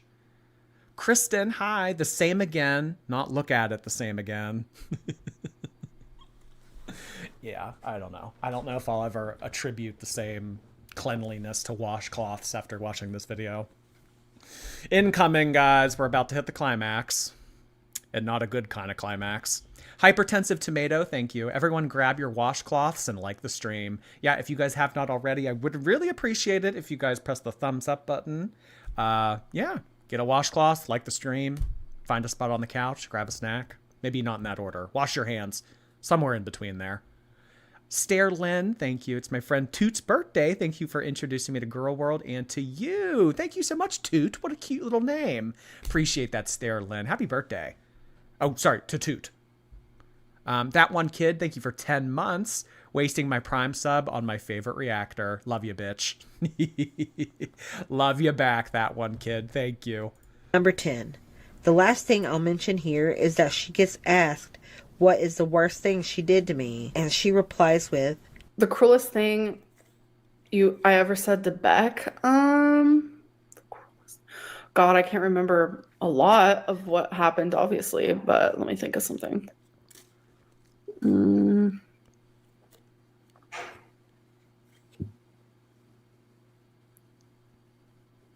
Jeopardy music. It's not really what I said, it's just like what I did, like forcing them to like come home quicker and like being annoying about it, you know? if she truly believes that is the worst thing she put me through in the past 7 years. Yeah, what about the 9 months of wiping? What about holding the finances over their head? I think the worst thing that I ever did was demand that they come home and being annoying about it over text. Yeah, that's probably the worst. Really, that's the worst. Huh, okay. Years, then she is more lost and twisted than I ever realized. Now, as I talked about the screenshots, I need to discuss the journals with you. The journals confused me at first. I barely remember her writing in them the majority of our relationship. She talks about it like she was sitting there reading her journals to me or handing them over whenever she added a new entry. I don't remember ever reading her physical journals. I remember seeing her write down her weigh-ins or goals, and I remember an essay she wrote that she wanted me to read. I also remember her using her journals for stickers and scrapbooking. But beyond that, I wasn't just sitting around and reading her journals for fun. I think it's odd that she's... Beck had full access to my journals. When they weren't driving sedated to get me fast food or playing choosy, they were reading my journals for recreational value. Yeah, I'm sure that's what was going on, Amber. Someone took the time out of their day to read your boring fuck-ass journals. Using journal entries to prove anything, and even more odd that it was to prove that she would have let me go through her phone according to her, especially when she lied about having 2 phones and then suddenly had both phones and has kept every single text message and photo ever. Yeah, did you notice that? I only have one phone. SpongeBob time card 1 second later. So on my other phone,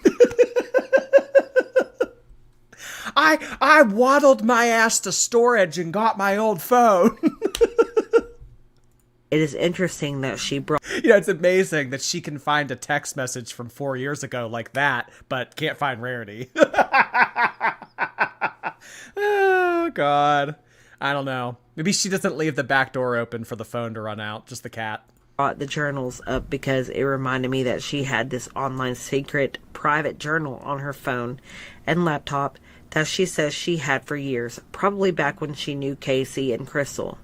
And that was the journal she really never wanted me to see. But obviously... Oh my God. Who remembers the early 2000s password protected journal where it was like you had to speak a password into it? I remember like growing up, that was kind of like a girl's toy. So like I never really like asked for it or never really like wanted to show interest in that. But I remember thinking that was so cool. The password protected journal. Yeah. Oh, I wanted that. It was like late 90s, early 2000s. Remember those? Those. I wasn't looking to read her journal. I had only asked to go through her phone because of how often she went through mine. I was like, why can't I go through your messages? Who are you talking to? And she would make excuses for why I couldn't look and just needed to trust her. Eventually, I just didn't care anymore. Next, let's talk about the mattress and bed bugs. We zoom in on a Google image of bed bugs. Oh my God. Next, let's get to the bed bugs. Bug situation. I brought this up in my last live stream as something I was gonna say to talk about later in the video. So of course she had to get ahead of the narrative, and that's fine. It wasn't important who said it first. Though I do want to point out this was a first-hand experience from my live stream of my memory being a little wonky. I know it can kind of make some people question my credibility, but I swear I'm not entirely jelly-brained. I may mess some things up, but I remember the big picture. Ming, what happened to the bed frame?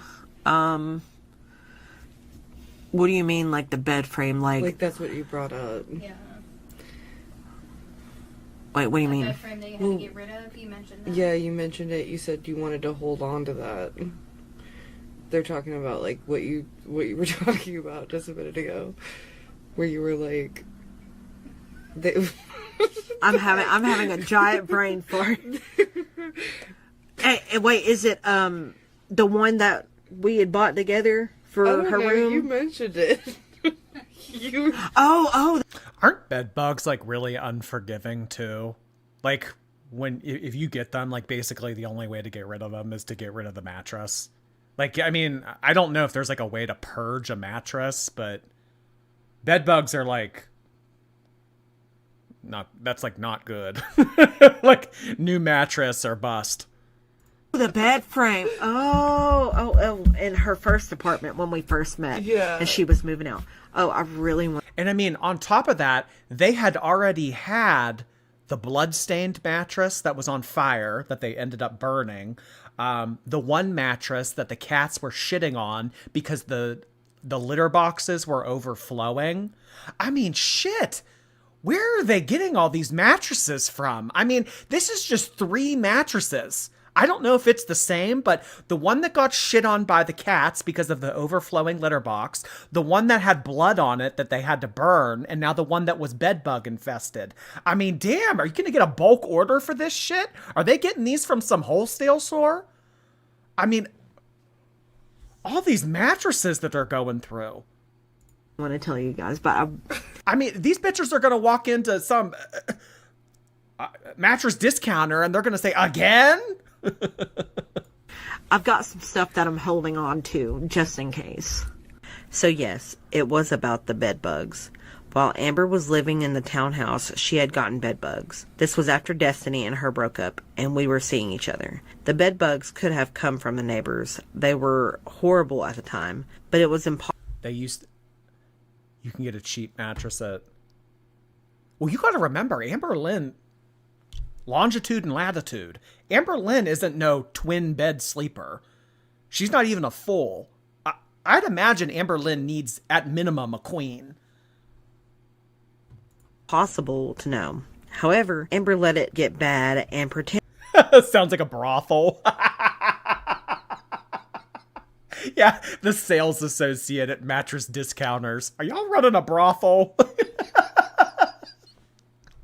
Pretended not to notice.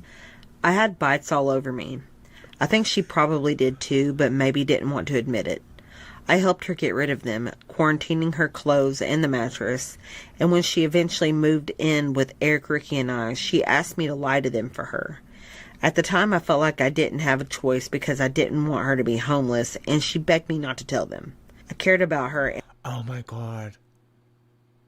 They didn't want them talking about the bed bugs because if Eric and Ricky found out about it, they may have been like, out. So they kept that from Eric and Ricky so that they didn't kick them out. Oh my God. Can bed bugs, I mean, like, I know that bed bugs are like severe. Like, you have to get rid of the mattress. You might even have to get rid of the bed frame. You might have to get rid of like other things in the room. I'd imagine that if left untreated or not dealt with correctly, bed bugs could infest like other rooms, other furniture, a whole house, maybe even. I mean, so the fact that they kept that information from Eric and Ricky, oh, I'd be pissed if that was my house. Oh my God. They follow you everywhere. Oh my God. You can't tell Eric and Ricky. Oh my God. Well, honestly, for the way they acted, I mean, do we feel bad? And I knew that if I said anything, they wouldn't have let it. Do you remember that thing that happened in France like 4 years ago? Actually, it came out that it was like somebody like doing it on purpose. Like they were planting bed bugs in different hotels. And do you remember, I don't know if it was Paris, but like it was some area of France where the bed bugs became like a really bad issue in I don't remember where it was, but this was like 3-4 years ago. Remember that story that came out about that? That actually was found out that somebody did that on purpose, like as like an act of terrorism. Their move in. Eventually, I did tell them the truth, though, and Ricky and Amber had a big fight about it. I should have known. Oh my God, there was a big fight about it. Amberlynn really downplayed it when she talked about it in her live stream. She was giggling. She was saying tee-hee, LOL, XD. Yeah, bed bugs. Haha, not a big deal. So from Beck, we're hearing a very different story. You can't tell them about it. And then Beck finally came clean. I don't know why, but it led to a big fight that, of course, Beck had to be in the middle of because of Amberlynn. Never lied to them for Amber at the time. Now I want to talk about something really serious with you guys. Talking about DV and SA is an incredibly sensitive topic to handle. While I am a victim of Amber's abuse, I am not a victim of either DV or SA by her hands. In this live stream, Amber makes outrageous claims against the people she's wronged and ignores others. She doubles down on her accusations against Casey with no hesitation because Casey dared to stand up against her. She ignores the allegations of hitting Jade and ignores being inappropriate with Libby. She tries to insinuate that I pressured her into a relationship for sex because I claimed before. She's not going to talk about that because she's banking on Jade never coming out about it. I mean, I know that I've already paused the video and said this, but the only reason that we know about the knife and what happened with her and Jade and the fight and Amberlynn not being able to get up like a turtle on its back, flailing its arms around. The only reason we know about that is because of Erica. So Amberlynn is okay with Erica hearsay floating around the community because it's never been confirmed. But she's fucked if Jade ever comes out and does something like Beck is doing now. Or that she pressured me into a relationship when I... And I mean, Erica didn't really have a reason to lie about that. Erica, like, you guys can go back and watch those interviews that I did with Erica. Erica, like, was kind of like standoffish. Like, she didn't really want to be talking to me. Like, do you remember at one point she was like, Jordy, I don't even know why, like, you, like, associate yourself with these kinds of people. Like, she, like, did not want to be encouraged. Like, the only reason she talked to me on that phone call, I think, is because Brittany made her. So Brittany really did. I mean, Erica didn't really have a reason to lie about that kind of stuff. Erica wasn't trying to profit off of this. Erica didn't even really want to talk to me. I wanted to take it slow. She's always turning accusations around and making them her own to point back at people. It was Alexis. I could no. I'm talking about in the original phone call that, or maybe it was like was it Instagram? I had some type of call with Erica because I remember it when Erica told me on the phone, because like that was the first time that I had ever spoken to them, like a voice call. And I remember when Erica said the thing about the knife, and I was thinking like, oh God, this is live. Like maybe I shouldn't have done this on live stream because I don't know what this person is going to say. So when she said the thing about the knife, I was like, where is this going? I remember Erica brought it up. Alexis added on to it. On the day that I asked Amber to be my girlfriend, we were having a Netflix and chill type of date. I was really into the movie and Amber wanted to make out and cuddle. I told her I didn't want to in that moment because I was into the movie, and this started a fight between us. This was the fight that she essentially told me she had many people lined up who wanted to date her, and if I didn't hurry up, she would find somebody else. I did like her at the time, and I didn't want to lose her yet, so then I asked her to be my girlfriend. Wow. Very different story was told by Amberlynn. A very different tale was told by Amberlynn. Well, I'm only going to that base with you if we go steady. If we become a couple, then we can take it to that level. But if we don't have the label, you're not getting the goods. Very different story being told by Beck right now. They were watching a movie. Amberlynn wanted to get frisky. Beck was like, nah, let's just watch the movie. Amberlynn, well, you know what? If you don't want to get frisky with me, I have other people lined up. Look at this. Look at my phone. Look at all these suitors in my Instagram DMs. Look at all these people that want to lean me over the sink and wipe me down. You'd better make a commitment, and you'd better make it now. Kind of like the used car dealership. Oh, we got somebody wanting to test drive it. You'd better get down here. Amberlynn, I got plenty of girls on their way over. If you're not going to commit to me, maybe we should go separate ways because someone will. Oh my God. Like she's such a fucking hot commodity. Looking back on it, it's obvious she just wanted me to make it official as quickly as possible. After we started dating, the financial and economical abuse wasn't far behind.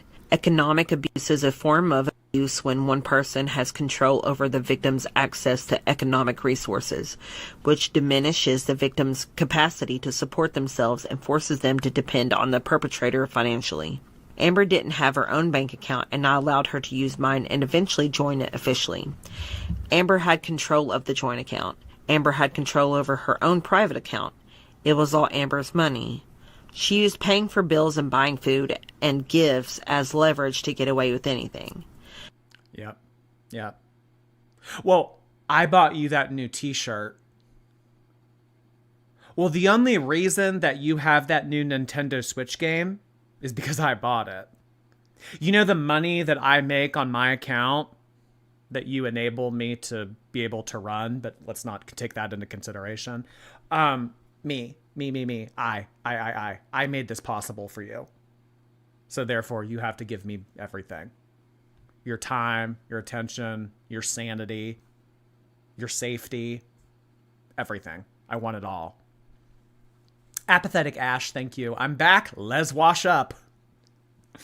Oh, it's coming up here in a second. Kenna Spice, thank you. The topic I've been most excited about since BC was released. That's too funny, Kenna. Thank you so much. Prison Becky, hi. She could use barbecue tongs for... okay. Vulgar.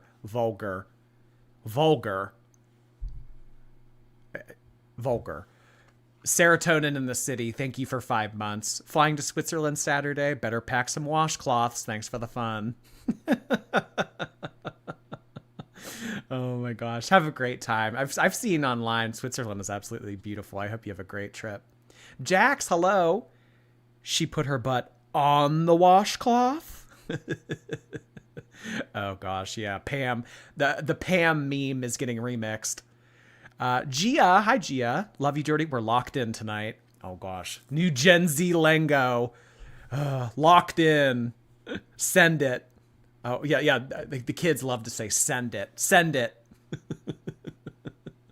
know what I've noticed over like the past five, I don't know, however many years? You know what guys love to do in pictures? They like to like put their finger up like this. Like, what is that? You know, like number one? Like, what are they doing when they do that? Have you ever seen that in pictures? Like, why do guys do that? Anyway, I could rant about Gen Z. I mean, you know, me, a bitter old millennial, I could rant about Gen Z all the time, but, you know, we'd be here all night. Vicky G, thank you for becoming a member yourself, in addition to all of those gifted memberships. Frantic Yak, thank you for becoming a member too. I saw that you gifted memberships earlier. This does ring a bell. Thank you for doing that, Frantic Yak. Where are you? Where are you? The good old Frantic Yak sticker. Good old Jeffree Star riding a yak. Sorry, it's not focusing. Thank you, Frantic. Maya May, thank you for 8 months. You're taking custody of the baby next month. Thank you for bringing us laughter and joy. I think we should see other people. I think we should see other streamers. Thank you, Maya. Odd one, hello. Hide your washcloths and lock your armories. Amberlynn Reed is on the loose. Oh, God. I don't know. I don't know if I am going to be able to get through about what is on the horizon in this video. Thank you, Odd One. Jax McCat, thank you again. Sorry to bring up was by. Was by. Choose the Blue Pill. Thank you for 2 months. Appreciate that. Jeanette Espinoza, thank you so much for your membership. I got replay game and got gifted a membership. Hi from Seattle. Oh my gosh, I like Seattle. That's a very nice city. Really expensive. It's nice. I enjoyed my time there. Thank you, Jeanette. Courtney San Diego, hello. What a lucky day. I caught Backstream live and now yours. Take my money. Thank you so much, Courtney. I really appreciate that. Another lovely city. Oh, I just love the West Coast in general. Freal Lauren, hello. I've got my depression snack, Dr. Pepper, and Jordy. My day was shitty, but it's better now. Thank you, heart-shaped washcloth hands. You know what? Within my reach, I can normally grab anything, but I don't have a washcloth within reach. I have tissues. Does that count? No, I don't think tissues can do this kind of job. Cookie Whoopie Pie, thank you. I feel like Beck wiping and washcloth revelations took years off my life today. Lord have mercy on us all. Every girl world related video that you watch, you know how they'll say like smoking 1 cigarette takes 3 days off your life? Watching one girl world related stream, I would imagine would do the same. Salem, thank you. Not going to sleep today was actually a good idea. Finally caught alive. Well, nice to see you, Salem. I really appreciate you being here. This was enough in her mind to justify all the things I did for her and owe her more. I took care of her because I cared about her and knew she couldn't do a lot of things herself. I cleaned up after her and the pets. I ran errands for her. I took her to appointments and restaurants and anywhere she wanted to go. I made her a huge part of my life and inner circle. I tried my best and did anything she wanted me to do. Meanwhile, she sees the relationship as her being taken advantage of because she paid for things, like paying the down payment on the car that I drove her around in. She bought food because she wanted it, and she paid the bills because she also lived there. If I had a job, I would have been contributing. But she used the fact that she could afford it, and she needed me as reasoning for me to not get a job. And Amber used her paying for things that I needed to manipulate me into handing over the money for my mom's settlement. She says otherwise, but it was not left in the joint account. All of this to me shows a clear power imbalance in our relationship that just kept growing and growing. On top of being financially controlled, I mentally wasn't in a healthy state of mind for most of our relationship. I was struggling with years of depression, and then when I finally... Yeah. in every episode of 600-Pound Life, not everyone can get to this point. The point that Amberlynn is at, pushing 550, whatever she's at right now, you have to have some type of variable in your life that allows you to be like that. You need to be taken care of financially. You need to be taken care of physically. If you don't have those two variables, you're not getting up into the 500s or 600s. It kind of sounds like an elitist kind of thing in a way, which is kind of weird considering it's like a living hell that you're being. But the point is, in every episode of 600-Pound Life, when you see these gargantuan people like this, there's always some type of family member, neighbor, friend, significant other. There's always someone around that can help this exist. If Amberlynn was left to her own devices throughout the past 10 plus years, if she never would have had Crystal's parents bankrolling her, if she never would have had the reprieve from Casey's parents, if she never would have had Destiny helping out, living with Destiny's mom, doing the bird baths in the sink, if she was never able to have her YouTube channel that has made her hundreds of thousands, if not millions of dollars at this point. You think I'm kidding? I'm not. Millions of dollars at this point. So, I mean, that's kind of what I always say about her YouTube channel. It's a blessing and a curse, because it's a blessing because, you know, who doesn't want to make this kind of money by uploading 10-minute vlogs a couple times a week? But on the other end of it, she has all this money and access to do these kinds of things and, you know, work her magic. And it's like, it's enabling the bad. So I don't know. It just would have been interesting to see Amberlynn had she fallen into different opportunities in life. I mean, you know, but likely the scenario would have happened was if it wouldn't have been Casey, if it wouldn't have been Crystal's parents, if it wouldn't have been Destiny and Destiny's mom, if it wouldn't have been Beck, Amberlynn probably would have worked her hardest to find some other person that was vulnerable to take advantage of. Tried to get help. The psychiatrist I was seeing misdiagnosed me and over-medicated me. I was on multiple medications, maybe 4 to 6 at one time. Mood stabilizers, anxiety meds. The combination and switching of medications had me completely out of it. I was bad before, but this was different. I was experiencing a lot of negative side effects, and Amber tried to minimize this by saying it was only 3 months. I don't know exactly when I started taking the medicine, but it was the longer part of 2019, I believe. She also tries to minimize the effects of my kidneys shutting down. The renal failure was very, very thankfully short-lived. So it was very quick, thankfully, because that was also very, very worrisome. These two things overlapped, but both had long-lasting effects. The doctors eventually wanted to do blood work because they were considering putting me on lithium, and that's when they found out that I was going into kidney failure. After more testing, they found it was the metformin causing it, and I was able to recover, but it wasn't quickly. After Amber's cancer scare and hysterectomy, I was the one who took care of her while she was healing. And yes, I was the one who wiped her. But I wiped her plenty before that. I believe from sometime in 2019 to June 2021 when we broke up. Before I started... Oh, but the wiping was before the hysterectomy too. Oh. The way that it was originally proposed was it was the hysterectomy that kind of caused Amberlynn to not be able to wipe. And then afterwards, Amberlynn never really wanted to take it upon herself to start wiping again. So she just had Beck do it. It was kind of like, well, I had this major procedure, and then we just kind of got into the routine where it was expected of Beck. That's not the way it went down. It was going on before the hysterectomy, too. Oh, good God. See, this is what Amberlynn will do. No wiping. It never happened.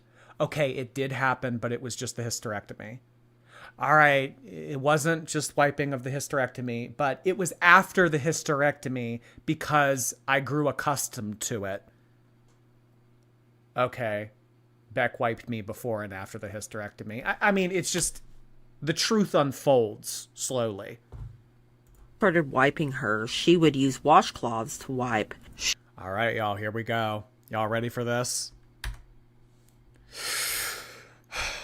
Washcloth gate. We broke up. Before I started wiping her, she would use washcloths to wipe. She would set them on the corner of the sink, and then she would turn herself around to wipe herself on it. And then she would throw them away. Our roommates started to notice that their late mother's washcloths were disappearing, and they confronted her about... Wait, hold on.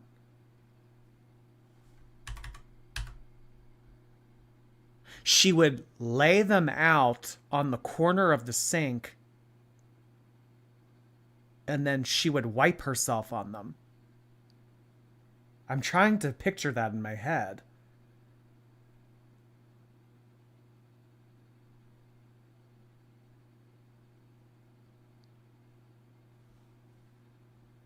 She would grind on it.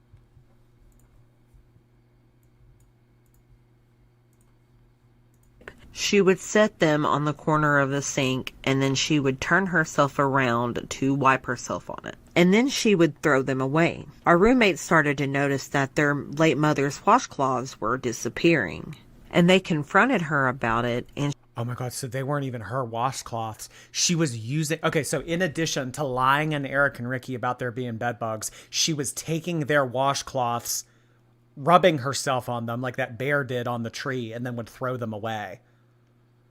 No. If you're doing this, you need to be buying your own washcloths. Why are you using their washcloths?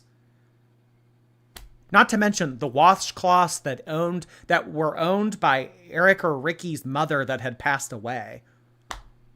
Why would you think to use their shit like that? For lack of a better word. She wanted me to lie to them for her, but I didn't. She ended up buying more washcloths for herself, and instead of throwing them away, she had me wash them in the sink and then put them in the washer.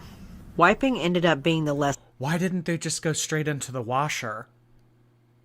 Why did Beck have to hand wash them in the sink and then they went into the washer?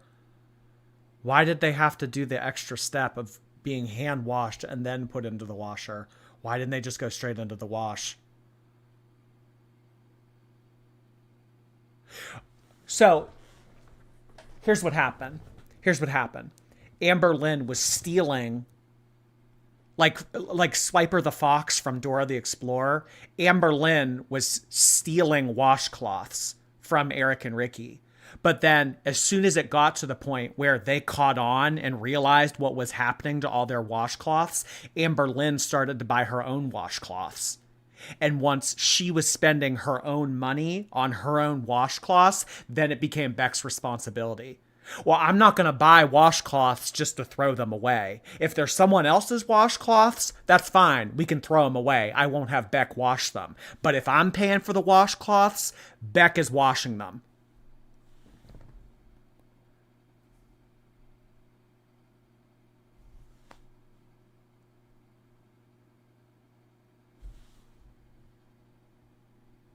How much are washcloths? I mean, like, really, like, what is like a 12-pack of washcloths from Walmart?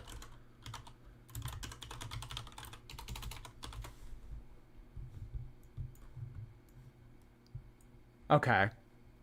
So, like, a 12-pack from Amazon is $12.99. So, a 12-pack of washcloths. Okay, so, like, a little over $1. A little over $1 a washcloth. So, if Amberlynn was spending money on washcloths like this, she didn't want them to be a one-use only kind of thing. No, we're washing them and we're reusing them. Lesser of two evils at the time. Amber also said that I only brought her a bucket a couple of times. And that is true, it only happened a couple of times. But I did help her get spots she couldn't reach. And in between the bucket baths, she just didn't shower. I also didn't only brush her hair once either. She just wouldn't shower. So she took that as her green light. She said, well, Beck brought the bucket in on Tuesday, so I won't have to take a shower until sometime later in the month.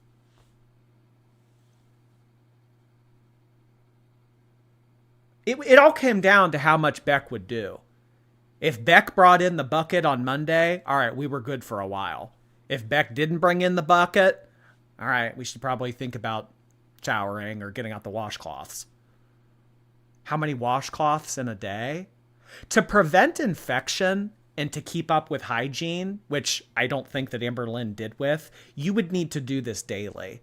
I mean, there's this one episode of 600 Pound Life where the most demeaning thing that I had ever seen on television. Like, I cannot believe that this woman had this filmed. But they would take this woman every morning and they would have her go out on the front porch and they would hose her down. Like some type of like livestock. I mean, just the most like, Amberlynn wants to talk about dehumanizing. I mean, that episode of 600 Pound Life, like seeing that, I mean, hosing somebody down. But yeah, you need to keep up on it every day or else flabs, they cause sweat, bacteria gathers. If you don't do it every day, I mean, especially at that size, I mean, it can become dangerous.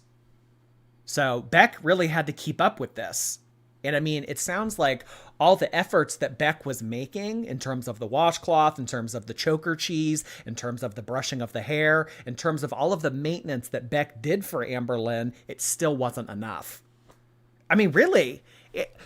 Beck had to run errands, get her food, do all this shit, pick fake lint off of her, on top of trying to keep up with cleaning her flesh. I mean, really, around the clock care. I mean, we like to use the word caregiver.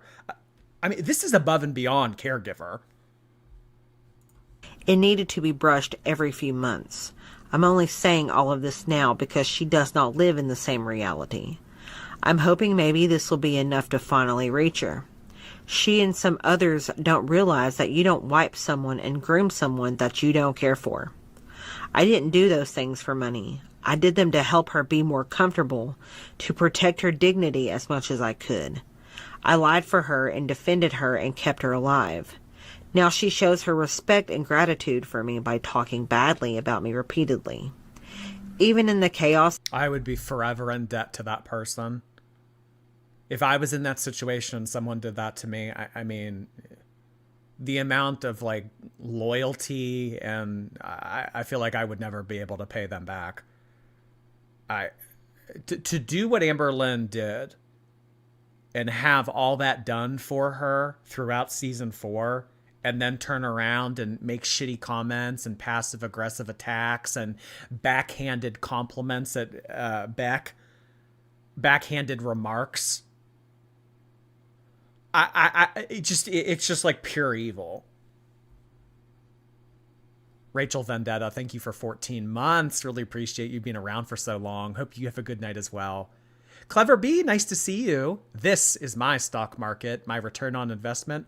Washcloth on counter grade tea. Thank you, Clever B.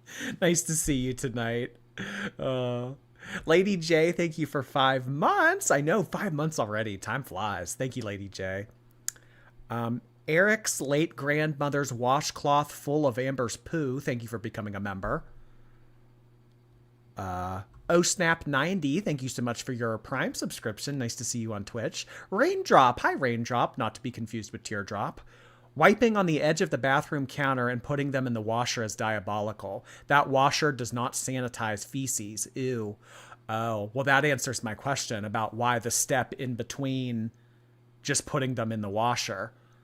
So if you like shit yourself, or if you put like feces infested stuff into the washer, like you need to like hand do it before that. Like you can't just put it in the washer as is. I mean, I've never run into this issue, so I don't know. But that's why the step before it couldn't just go from sink counter to dryer, or sorry, to washer. It had to be like the middleman. Beck was quite literally the middleman. I just think it's ridiculous that she stole Eric and Ricky's washcloths. I mean, did she not think that they wouldn't realize? Like, all of the washcloths are being thrown away. It's like, oh, I don't know. I don't know. Did the bed bugs get them? Did the bed bugs steal them? Like, who is taking all of our washcloths? How did she expect to get away with that? Of everything she said, she still had time to read chat saying we both had hygiene issues and saying that she did gross things for me too. Me not showering for a couple extra days because I was depressed, and you popping my pimples are not the same as me wiping you and cleaning your ankles. Amber doesn't want to say that she is an abuser. I am saying that. She wants to claim this diagnosis and that diagnosis, but the diagnosis doesn't matter. Her self-awareness is non-existent. Everyone has noticed that she takes zero. Are you really surprised by this? She waffle stomped in their shower. I mean, of course there's no real way to prove the waffle stomping, but I mean, after what has been disclosed with these washcloths, I wouldn't doubt waffle stomping. I mean, if you're able to take it to that low of a low, waffle stomping has to be something that was on the menu as well. Amberlynn had no respect. I just don't know, like, why you would feel so entitled to other people's shit. Why? I mean, maybe I shouldn't be using that word, but I mean, feeling entitled to come into their house, infest it with bed bugs, lie about it, steal washcloths, bitch and moan and throw a hissy fit whenever the TV channel gets changed. I mean, just the entitlement from Amberlynn.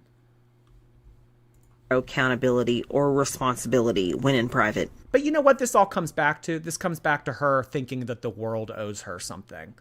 Anyone and everyone should wait on me hand and foot because I had a bad childhood. This is what I think it comes back to, partially. She will beg and barter and manipulate until everyone sees it the way that she sees it. She can't do all of that publicly, and no abuser wants their abuse. She admitted to the waffle stomping. I still haven't seen that clip. You guys said that Karina talked about it in one of her recent videos, that she admitted to waffle stomping. I haven't seen that clip yet.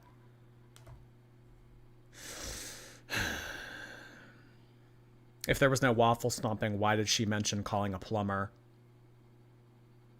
I would imagine that they needed a plumber for more than just that.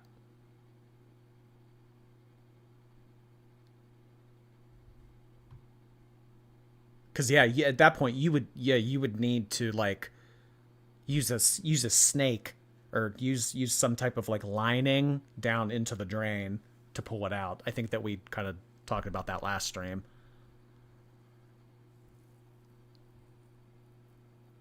She admitted the waffle stomping. You said it's on Apathetic Facts' channel? Apathetic Facts usually does a good job of like condensing all of the clips. Amberlynn responds to Beck. You said it was in Karina's video too. I'm not seeing it pop up on Apathetic Facts' channel right here. But in regards to the waffle stomping, where's the waffle stomping? Can somebody tweet it to me? Somebody just tweet it to me, please, would ya? Streamer entitlement. Just tweet it to me. Just DM it to me. to be aired out. Amber, I just wanted you to finally take some accountability for the shit you've done. If I really wanted to humiliate and embarrass you, I would have just done this years ago. The only way to hold you accountable is publicly, bringing awareness to the abuse and having your audience see between the cracks. Your public live stream wasn't about an apology or healing. It wasn't about breaking your silence. It was about silencing others, especially me. You did not take this seriously.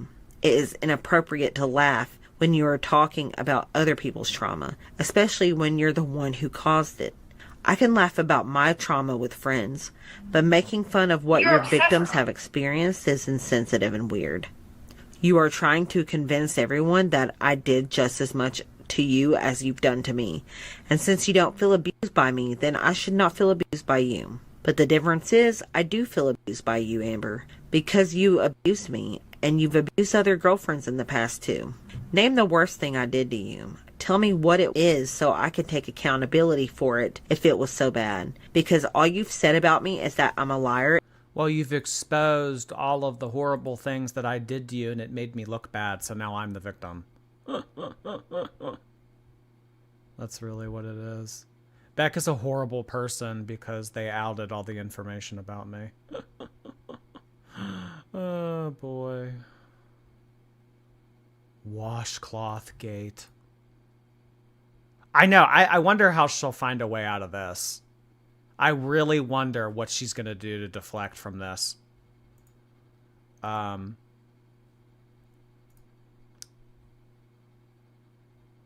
would love to know the way that she's going to try to get out of this. And you know, I mean, this here. Let me pull up my Discord real quick. I mean, you guys can see it. Like this was taken from a video recently. Like this photo right here. I mean, so this was taken from one of Amberlynn's recent videos. I mean, look the pile of washcloths. So I think that she's still being wiped. I think that this is still the mom's doing. I think that the mom is now responsible for this because, I mean, she admitted it recently that her mom used to wipe her. So, I mean, I think that this is the way that it's still going down because, I mean, look how many washcloths. I mean, I don't think that one person needs to own all these washcloths unless they're being used for a purpose that is beyond, you know, basic showering. So I think that this is still going on. I think that the mom is still responsible for Amberlynn's hygiene. I mean, this is the whole reason why she moved to Oklahoma, you guys. This is the whole reason. Because she didn't have anyone to take care of her in Kentucky anymore. And at that point, she didn't have a new girlfriend. So it kind of was like, well, I can either be left alone in Kentucky and take care of myself, which I really can't do, or I can go over to Oklahoma and get in cahoots with the only person that still gives a shit about me. Her mom works and can't be there 24/7. I think that for a deep clean, maybe it's like we do what we can and on our own, and then maybe when the mom comes by, that's when we do the deep clean. So, I mean, but I mean, like, you know, I know that the way that this is coming across is very vulgar and grotesque, but I mean, to keep up with hygiene and prevent infection and stuff like that, I mean, you have to. I mean, there's no reason why she should have, like, what is this, like 20 washcloths in the corner bundled up over here?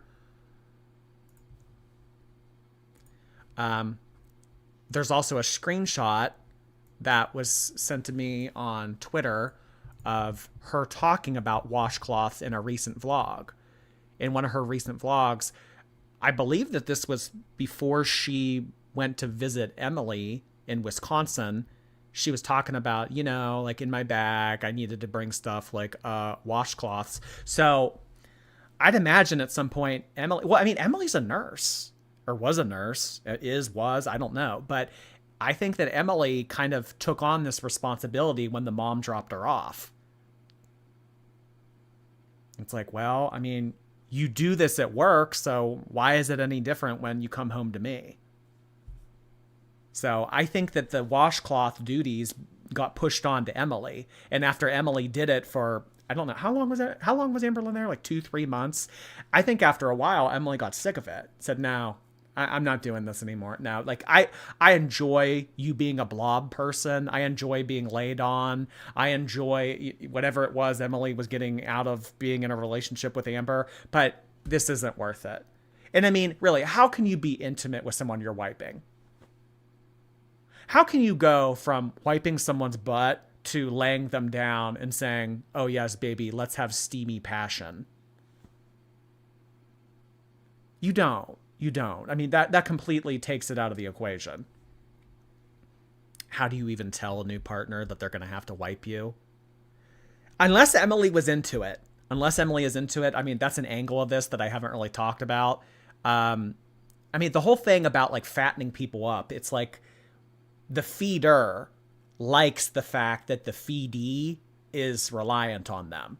It kind of makes them feel godlike. It's like, well, I can kind of do whatever I want to, and I can kind of control this person. I mean, there's no controlling Amber, but that's kind of like the whole power dynamic between feeder and feedee.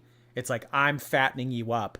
I'm making you immobile. I'm making you so big that you can't do everyday tasks. So unless Emily was kind of into the whole like taking care of Amber thing, and that was like part of the thrill, part of the kick for her, I don't know, but obviously whatever happened between her and Emily, she had to go back because, the wiping needed to be pawned off on anyone. Because, I mean, who's going to do this for her? You either need to pay someone to do this for you, or it needs to be a loved one. She doesn't have any loved ones outside of her mom, and the mom is really the only one that's willing to do this. So I would imagine Washcloth Gate is still going on today. Oh snap 90, thank you so much for your Prime subscription. Raindrop, thank you. Rice Noodles, hello. To be fair, the narcissistic thing is the only thing that fits Amber like a glove. Zing. Oh my god. Love to you and the shorties, and to Beck and to Casey. Thank you so much for being here tonight, Rice Noodles. Appreciate you sending that in. Wajiha, hello. Sala is for sure invested in this. Oh god. Probably. Hospice play. You think that you think that Emily was like role playing hospice? I mean, it's no wonder that the aliens don't intervene with our species. I mean, it's no wonder that extraterrestrial life hasn't involved themselves with our race. It really isn't. Hospice play, hospice role play.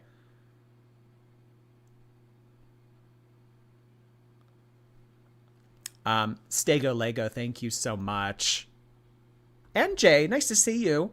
The Dalton thing from the other day reminded me when I was literally doxxed by a K-pop stan at my school because my bestie is a Korean guy and she was jealous. She posted my phone number and apartment from Apple Maps. Oh my god. I'm so sorry that happened to you, NJ. K-pop stan. Thank you so much, NJ. Luna, hi! Welcome to the community. Appreciate your membership. Theo, thank you so much for 2 months. Appreciate you sending that in. Elvin Princess, thank you so much for gifting a subscription on Twitch. Welcome, Peyton. Loki, hello. Love your videos. Are you interested in ever covering Ash Trevino? I'm interested in covering other creators, yes. Just with everything that's going on. Like, I mean, Amberverse is on fire lately. So, I mean, Amberlynn will always come first because, I mean, that's the roots. Like, the blood that runs in my veins is Amberlynn Reed Reaction Channel, Girl World. So that will always come second. But yeah, Ashley Trevino is on my radar because that name keeps getting brought up. Thank you, Loki. NPC, hello. Jordy, wipe me. Yeah, I'll get right on that. Mimi PJ, hello. Can we call this season Amberverse All-Stars? An All-Stars season. I like it. Oh, God. Too funny. Jelly, thank you. I'm usually replay gang, but I managed to catch you today watching from Queensland, Australia. Big love. Thank you so much, Jelly. I really appreciate that. All my Australian viewers out there. Hello. Good day. That's what you guys say, right? Good day. Or is that British? Both of you say it, right? Jojo, thank you. Been a part of Girl World since 2019. You're my favorite. Thank you for live streaming. It helps me finish my oil paintings. Well, that's nice that you can multitask. Some of us can. Thank you, Jojo. Martina, thank you again. I'm buying love like Amberlynn. Enjoy, girls. I in the community really appreciate what you have sent in over the past few days, Martina. Thank you, thank you. I hope you have a great week. And use you for money. Just because you feel attacked by my perspective doesn't make it a lie. And I wouldn't have dealt with so much if I was only with you for the money. And still to this day, you have the audacity to say that the worst thing you've put me through was forcing me to spend time with you? It is laughable if it wasn't so sad. The funny part is you are kind of right. Forcing me to spend all my time with you kept me from my mom while she was dying. These were the darkest moments of my life. I look back on them now and wish I could slap myself awake from a nightmare. I don't know why I let her control me so much. I wish I would have just run away and told her no. I have so many regrets from that time, but she knew what she was doing. She knew she was manipulating. Well, I mean, hindsight is 2020. You can always kind of look back on situations and be like, God, I was such an idiot. But in the moment, it feels way different. I mean, I'd imagine that anyone watching right now that's been in a situation that they highly regret from their past, I mean, and you look back on it, it's like, damn, like, why did I do that? I mean, you were a different person back then. I mean, being involved in the situation and being distanced from it, I mean, two different mindsets. Manipulating me into isolating myself from my own family. Begging me to spend time with her instead of my mom. Causing rifts between us in the very little time I had left with her. I hate that because of Amber and her hold on me, I wasn't there for my mom the way I wanted to be. I hate that I don't remember our last Christmas together. I hate that she cried for me when she was losing so much. Abuse changes people. It can turn you into someone completely unrecognizable. It could take years for you to find yourself again and to make sense of what was even happening. Wow, Beck has lost a lot of weight. Oh my God. Did that jump out to anybody else? Beck has lost so much weight. And I'm not talking about like, you know, like the joke that people make. It's like, oh, you lost 400 pounds breaking up with Amberlynn. I mean, like in the face, like you can really see it. Wow. To those of you who haven't experienced something like this before, I hope that you can see this as a tale of caution. And if you have experienced something like this similarly, then I hope this helps you feel less alone. I hope that my mom is out there watching and seeing the changes I've made and is feeling peace knowing that I am safe, happy, and loved. I hope that she is proud of me for sticking up for myself and for speaking out against Amber. Thank you guys so much for watching, and I will see you when I see you. That was a really nice ending statement made by Beck here. I mean, a really clean, organized video. I mean, all of the videos that Beck had put out recently are very well done. I mean, just the amount of confidence that radiates out of them. It's just something we've never really seen before. It's awesome. It's awesome. It's really nice to have all this ironed out.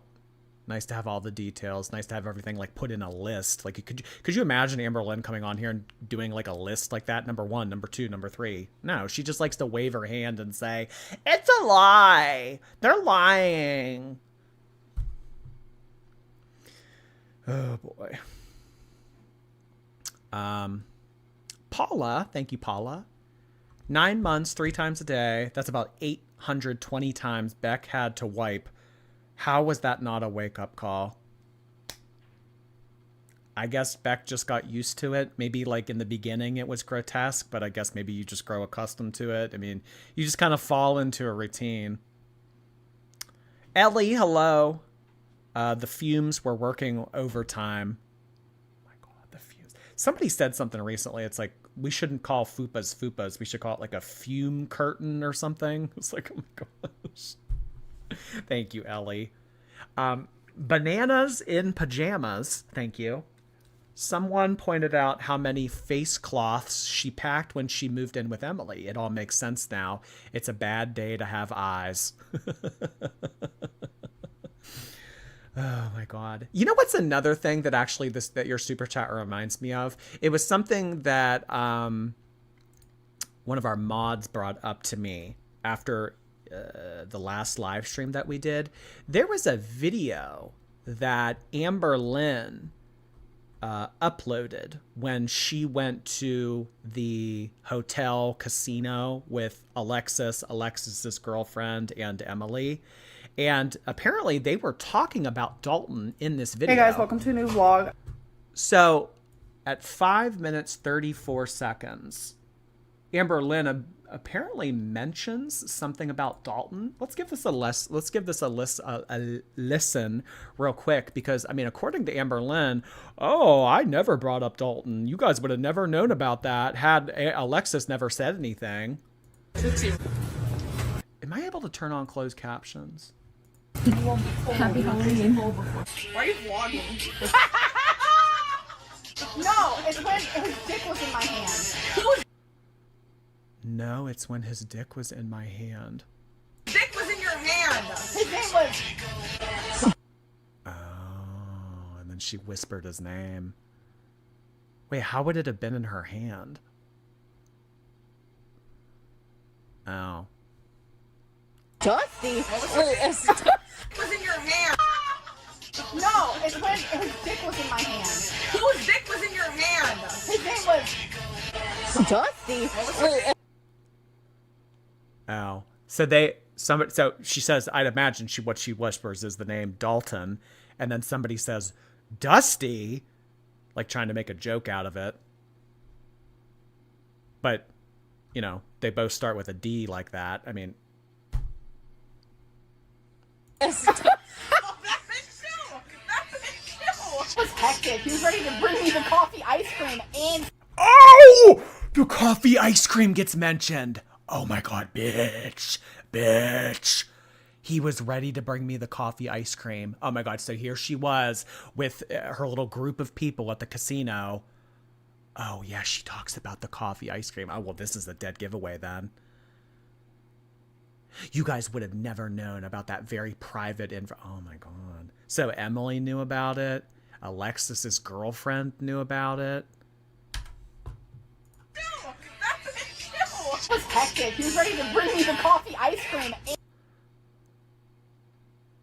I mean, it says Dusty on the closed captioning, but we all know what Dusty is actually a reference to. It was hectic. He was ready to bring me the coffee ice cream. His dick was in my hand. How do you do that over FaceTime? Instantly, yeah. Oh, instantly. He wanted to bring me the coffee ice cream instantly. Like, he was like, oh, you like coffee ice cream? Let me bring it to you.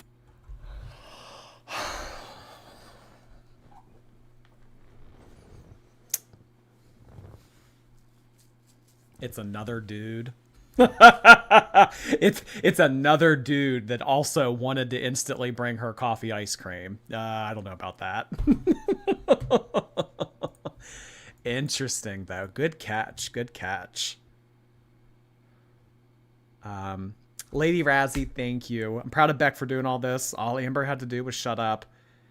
I hope she gets her just desserts. May she gobble them up like everything else. Oh my God. Thank you, Lady Razzie. Brizzy B, hello. Amber better find her old journals and set her story straight. This is a train wreck I can't look away from. Oh gosh, I'm sure she is. I'm sure she's trying to find her old journals to deflect in some way, shape, or form. Leah, thank you. Always happy to catch you live as a long-term Replay Gang member. Just wanted to say hi. Beauty sleep ahead. All right, we will see you on the replay, Leah. Thank you. Stoop, welcome to the Members Club. Hello. Hannah Lee, thank you for 2 months. I have been subscribed for 2 months thanks to generous donations. I love your lives and this community. Oh, I'm glad that you enjoy it here, Hannah Lee. Hope you stick around. Victoria, the pet stylist, thank you so much for 3 months. Appreciate it. Site for Psoriasis. Nice to see you. Eric and Ricky acting like Dr. Death and the Tooth Fairy, running around gossiping, trying to stir it up to liven up their crappy lives. Oh my god. Well, I mean, the type of drama and the type of gossip that they were getting involved in, and like bed bugs and washcloths being stolen and like lying, like that's the type of like messy drama that I don't want to be involved in. Like that's like keep far away from drama. Like YouTube drama about people we don't know. Yeah, I could get on board with that. Fighting 500-pound people about bed bugs, like that's a whole different layer of drama.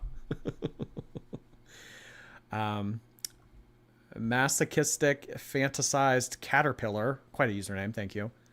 Can you say hello to my beautiful wife Camilla, who got me into Girl World just before the Sala Poop Gate? I'm hooked on fat woman drama ever since. Oh, so you've been here for well over a year. Thank you so much, Camilla, for getting your husband into this. We can always use new recruits. Girl World is always looking for more victims. I mean, viewers. For real, Lauren, hi. Motion to change her name and case style to Smell Lynn Stanky Legs. Oh my gosh. I think at this point, Amberlynn might have to change her name. Oh God. Stoop, hi Stoop. Wanted to thank you for the membership gifters. I wanted to thank the membership gifters. I just joined using money from my own bank account. Oh, wow. Amberlynn could never. Thank you so much, Stoop. Carissa sent something in. Thank you so much, Carissa. Amber is live right now. She is mad, still saying Beck is lying with no proof. She watched Beck's video. I mean, what an intricate thing to lie about, though, right? Washcloths. No. Beck's I mean, that's Amberlynn's go-to. No, lying. They're lying. It's a lie. It's a flat-out lie based on absolutely nothing. Liar. That's Amberlynn's go-to. Not surprised. Megan Black and Decker Becker, thank you. Running late, catching up. Heart hands to y'all. Thank you so much, Megan. Hello to you. I think you gifted memberships earlier. Thank you so much for doing that. Those memberships sometimes sneak by. Really appreciate if you were a membership gifter earlier and I missed it. I'm so sorry, but yeah, it doesn't collect in Streamlabs for some reason. God. Nervous Possum, thank you. Just wanted to say Amberlynn looks like the edits of J.D. Vance. Oh my God. I know what you're talking about. Thank you so much, Nervous Possum. Oh God. Anna, hello. Appreciate you sending that in. Thank you so much for the very generous super chat, Anna. Glad to have you here. Thank you for being a part of my community. Eric's late mother's washcloth, thank you. Amber did horrible things to me. I was meant for my son's face. I don't know. Should we burn you? Should we burn you like the mattress? Is that the only way to atone from this egregious sin? Eggman, thank you. Watching while practicing my guitar. For anyone curious, I'm playing Cherry Wine by Hosier. Anyway, rag-shaped heart hands. Rag-shaped heart hands back to ya. I did my best. Thank you so much for that. Good luck to you on learning the guitar. That's fun. I don't know how to play any instruments. I'm untalented. Ella Rose, hi. I just wanted to say Amberlynn stinks. Well, thank you for sending that in. I'm sure she would really appreciate hearing that. Becca, thank you for 4 months. Going to Comic-Con, the only cosplay idea I have is wearing a comforter inside of a sweater and being Amberlynn. You might get hot. I don't know if I recommend that, because isn't Comic-Con in San Diego? Yeah, you might get hot. Oh, God. Thank you, Becca. Just Allie, thanks. Thank you for your membership. Oh, my God. The Jungle Book of Baloo scratching his butt. Oh my God, I know the exact scene you're thinking of. That didn't even cross my mind. I haven't seen the Jungle Book in forever, but I know what you're talking about. Oh my God, thank you so much, Allie. A Disney reference. Site for Psoriasis, thank you. WAP Amberlynn version. Clean it up, Becky. Butt like a bargee. Extra large, full of lard. Put the washcloth in its place. Wipe my cheeks and then discard. Okay, Busta Rhymes. Oh my gosh. Busta Sink, maybe. Oh my god. Sight for psoriasis. Quite the wordsmith. Thank you so much. I don't know if everybody's going to appreciate that song, though. Kelly, hello. Beck deserves this liberation of telling their side. I agree with you. I agree with you. Beck should have deserved to put all this out there and make some money while doing it. Girl World's eating it up. Thank you, Kelly. Kylie, thank you. I just finished watching The Tudors. Every time you say Amberlynn, I hear Anne Boleyn. That's not the first time I've heard that reference. Anne Boleyn, yeah.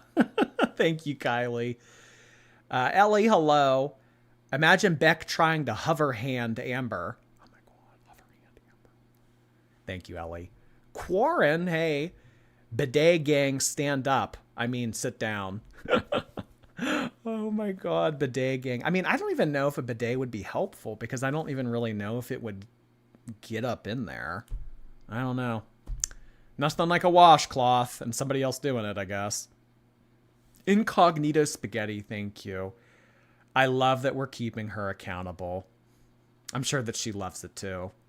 The amount of damage control that Amberlynn's had to do lately. I'm sure she's just having a blast. Haunting Journey, thank you.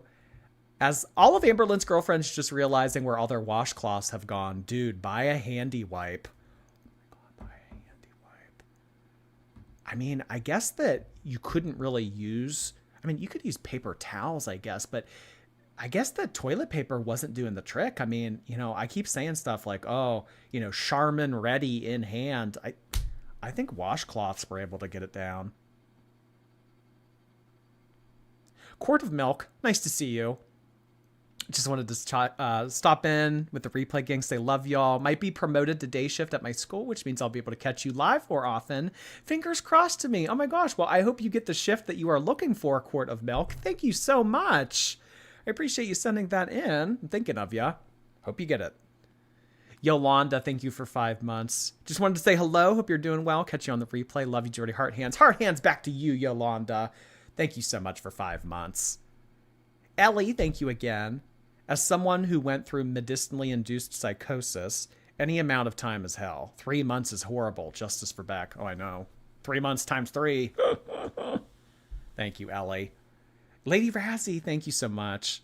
I am so glad that I do not eat while I watch these streams. Yeah, it's a good thing to have dinner before these streams. I would say after, but probably not.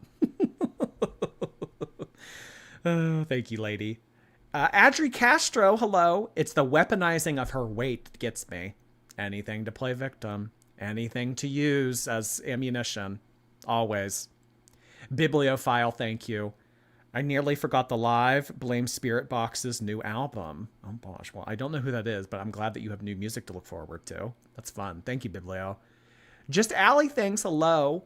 Thanks for the last. Dingle Melons. Oh my god, Dingle Melons. No. Ew. Vulgar. Vulgar. I'm putting you in the same box with Prison Becky. You guys are going in timeout. Maria. Mudbutt Lynn. Lovely. Is she playing choosy with the washcloths? Oh my god. Could you imagine Beck having to play choosy with the washcloths?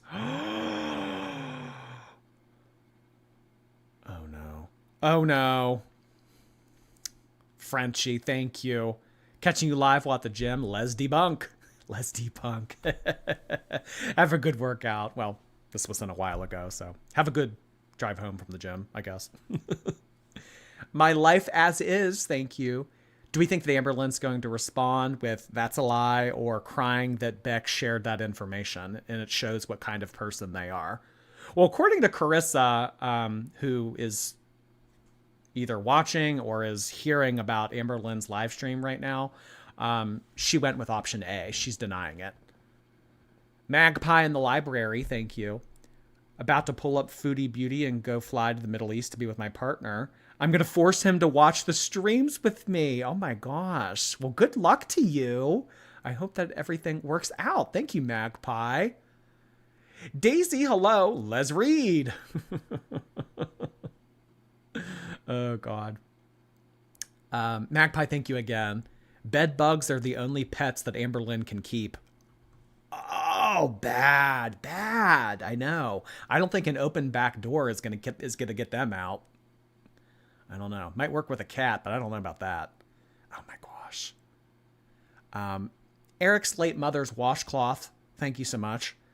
Those bed bugs had a feast with that mattress full of...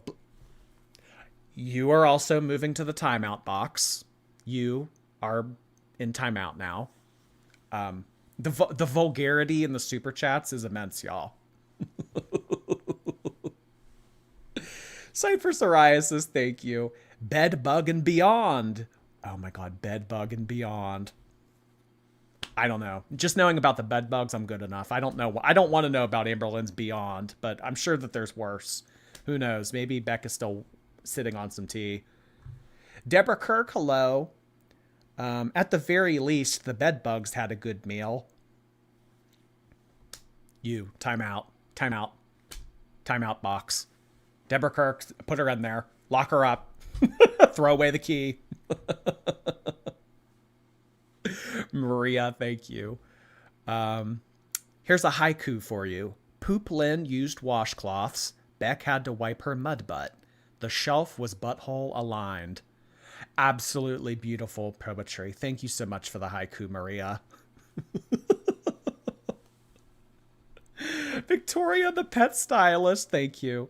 You can get bed bugs from movie theaters and clothing stores. Oh, gosh. Well, I've never had bed bugs. I've never really had a run-in with that. I thought I did one time in Vegas, but I think it was just like an isolated incident where a bug bit me, but it wasn't a bed bug. I don't know. But that's spooky. I can't remember the last time I went to the movies, but ick. My husband, thank you for 3 months. I'm late for class. Situation type deal. Heart hands to you, Jordy. Thank you so much. My husband. Buzzball Supernova, thank you for 1 year of membership. We've lasted longer than Emily and Amberlynn. Cam up and lawyer up. The next big milestone. Alicia Gate on May 28th. Oh my God, Alicia Gate. You know what, guys? Actually, I need to make a video about it, but there's a lot going on with the Doherty dozen right now. She basically all but kicked one of them out. Like, I don't know if she like disowned one of the kids or what's going on, but she's like removed one of the kids from the channel. I don't know what's going on. But yeah, there's Alicia drama. Avi Marie, thank you for your membership. Be a nice day to chill with you after your cats. After a long day. Much love from the sticker people. I love the sticker people. Thank you so much for supporting my little merch shop. It's a lot of fun. Chevy, hey Chevy. She and Destiny never had a sheet on their bed. I wonder why. Well, I don't know. Apparently Destiny is supposed to come back soon, so maybe Destiny will have something to add to this. Luna Lightfoot, thank you for 5 months. Appreciate your prime, hun. Katrina Rose, hello. We all know it's not humanly possible for her to reach and wipe. She can barely pluck her clothes out of her back roll.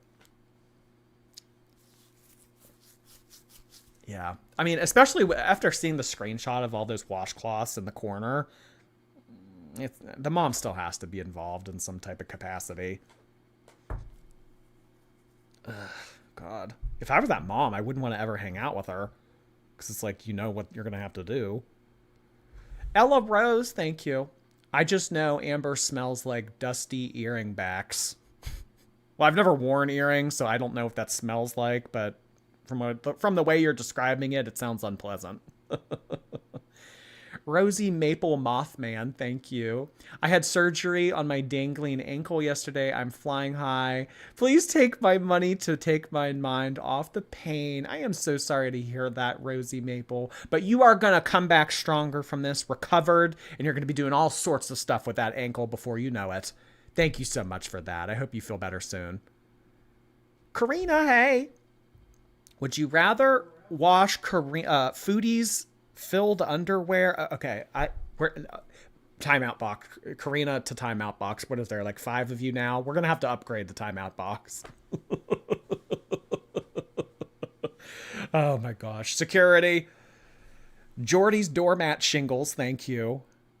Just when I think that Beck spilled all the tea, genuinely, literally, my jaw is on the floor. Oh my God. Hecticana indeed. Thank you, Jordy's doormat shingles. Girl Kiba, hey. I want to hear Amberlynn's response, but I know that it's just going to be, that never happened.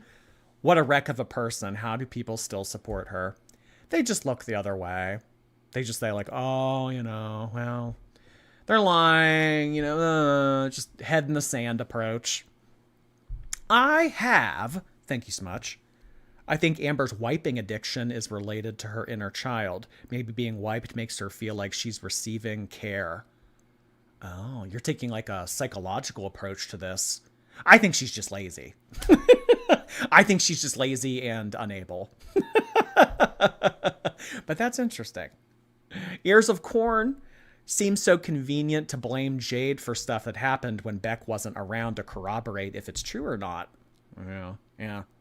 She'd better hope that Jade never comes out because we knew peripheral information about season 4. We watched it all happen. We know kind of the thing. I mean, not to this extent or not this detail, but we kind of knew the stuff that happened in season 4. Season 5, I mean, there is so much unexplored territory. There's so much we don't know.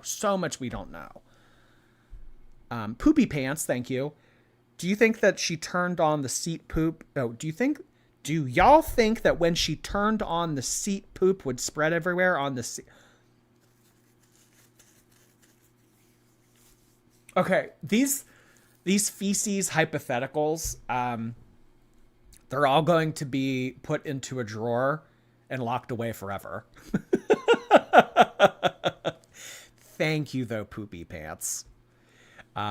Mimi, thank you, Mimi, or Mimi. Mimi, probably Mimi. Amberverse All-Stars Season 1.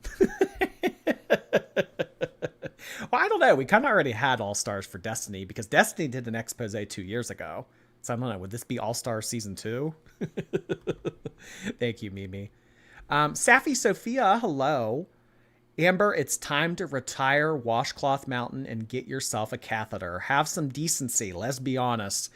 She would still be able to change the bags and they would explode all over her. This is sick. I knew tonight was going to be grotesque. I didn't know it would go to this level, guys. Thank you, Sophie. Just Allie. Hey, Just Allie. I'm here faster than Amberlynn wiping with a family heirloom. Oh my God. Washcloths being a family heirloom. I just think it's ridiculous. She thought that she was going to get away with that. I mean, what? It's like you're throwing away all these washcloths. What do you think, that they're not going to notice? Girl Kiba, thank you. In one of Apathetic Facts' comments, it was stated, Amber must hate all of the mother figures out there because of how she treated all the mothers in her life and now Eric's late mother's washcloths. Oh, yeah. She wasn't too nice to Destiny's mom. She wasn't too nice to Beck's mom. And then doing this to Eric's late mother's washcloth. I mean, I don't know. It's like, I had a bad mom growing up, so everyone has to have that. I'm not sure.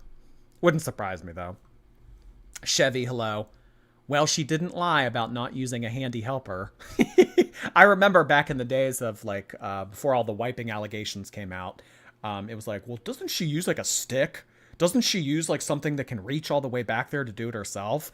Yeah, she was using a handy helper. Not in the form of a stick, in the form of another arm.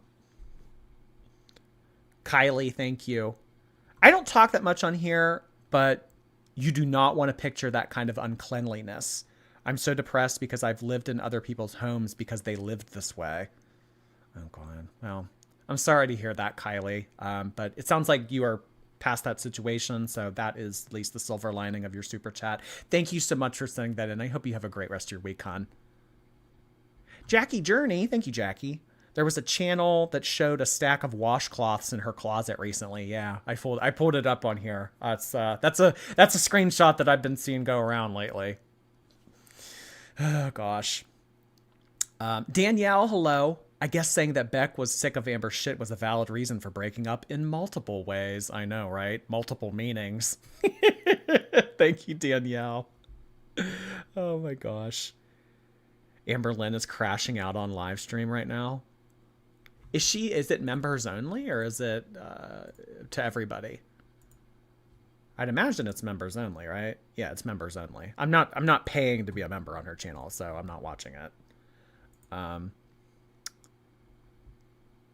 NJ, thank you again. I'm a CNA and I've cleaned a lot, and I don't even know what to say about this. Oh my god. Oh, jeez. And Beck wasn't being paid. Beck wasn't being paid. Oh, God. Thank you, NJ. Heavy. Hey, Heavy. This all could have not happened, but Amber just had to speak her truth. Well, look where it got you, girly pop. All you had to do was not talk about it.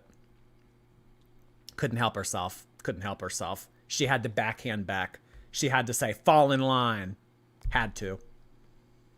Knives, thank you so much, Knives. This is seriously heartbreaking. It really is. I mean, I know that like we're kind of like making a spectacle out of this and like making a joke out of it, but I mean, Beck having to live through that and Beck having to do that for the period of time that they did, I mean, I don't wish that upon anyone. Jessica, thank you. Now we know that there was ankle cheese too. Ankle cheese. Oh my god. Oh. Thank you, Jessica. Rogue Spartan, thank you. Amber's reminding me more and more of the Greater Daemon of Nurgle. Okay, I don't know what this is. Greater Daemon of Nurgle. Greater...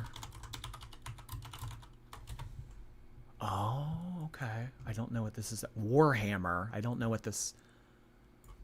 Okay. I don't know. You think this thing gets wiped? Do you think that this thing makes its victims wipe it? Oh my god, this thing is grotesque. Wow, it has horns too. Oh my god, it has the big infection on its stomach. Okay, that checks out. That checks out. Huh. Spot on comparison. Thank you so much for that. B, thank you so much for your membership. She is built like a barn animal and lives one like two. Do you know the way that your super chat reads? There used to be a long time ago a Trix yogurt commercial, or maybe it was just Trix cereal. It was Trix cereal. There was a Trix cereal commercial that said, it looks like cereal and it tastes, no. It looks like yogurt, but it tastes, I don't know. I don't know how it went basically, but the way that your super chat read, she's built like a barn animal and lives one like two. And then at the end of that commercial, they would go, but it's a breakfast cereal. Who remembers this? I don't know. Sorry. Early 2000s brain. Thank you, B. Erica Gee, hey, has she ever shaved or waxed? That thing trapping all the bacteria. She told us recently about Dainty Bush. So somebody was doing it. Somebody, I mean, I guess whoever the caregiver was at the time. Yeah. Guess whoever it was at the time. Nene Cat, hello. They make seats for people to use in the shower. They're not very expensive. Not showering because you can't stand sounds like an excuse. I think maybe she was too wide for her shower. Or maybe like even if she was seated, she wasn't able, I don't know. I really don't know. But yeah, I mean, at that point, you just have to lose weight. Like, I mean, like, never mind the fact of like, oh, let's get a seat so that you can sit down and stuff. It's like, you need to like realize like what you're doing to your body and why the way your life is like on hard mode. It's like, just like that. There's a very clear way out of this. I don't know. Thank you, Nene. B, hey. Imagine how horrified that bathroom counter was when it heard that she made her famous chili. Okay. Enough of the imaginary, enough of the imagery that you guys are doing. Enough. I can barely get through Washcloth Gate. I don't want to think about the chili too.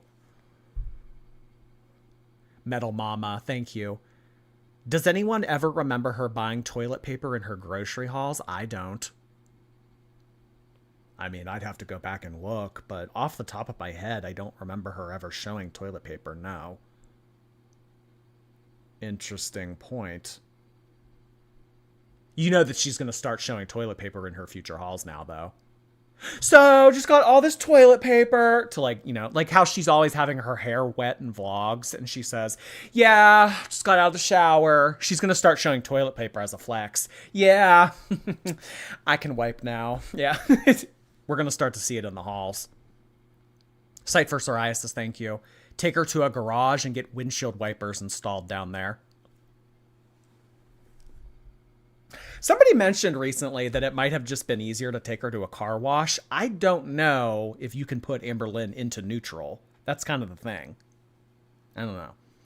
By the book, hello. Can we officially cancel Big Al now? I don't know if Amberlynn can be canceled. But I mean, at this point, she is so canceled that it's like,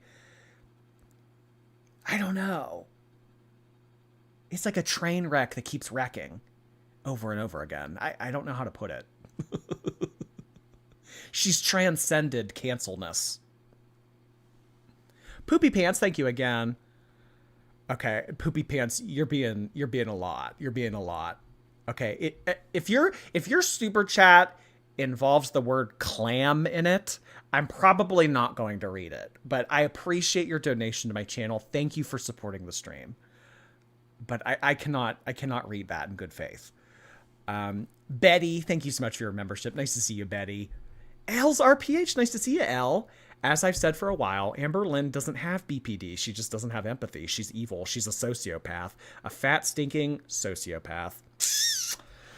Oh, gosh. Well, Beck seems to agree with you, and I think the rest of the community would too. Thank you, L. Nice to see you. Nicholas Elijah, hello. Imagine Amberlynn coming to your house and leaving a mystery washcloth behind in your bathroom. No, thank you. No, thank you. Oh,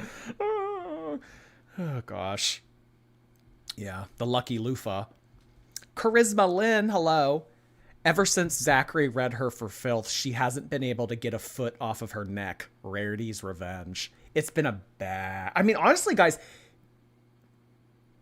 No, because when did the Valentine stuff come out? When did the Erica stuff come out? Was that June? I mean, it's been almost a full year now that it has just been full gas, full foot on the neck, full Amberlynn just like being shit on all the time. I mean, no rest for the wicked. It really is. Yeah, you're right, Charisma. Pay, thank you so much for your super sticker. Curbs Cuts, hello.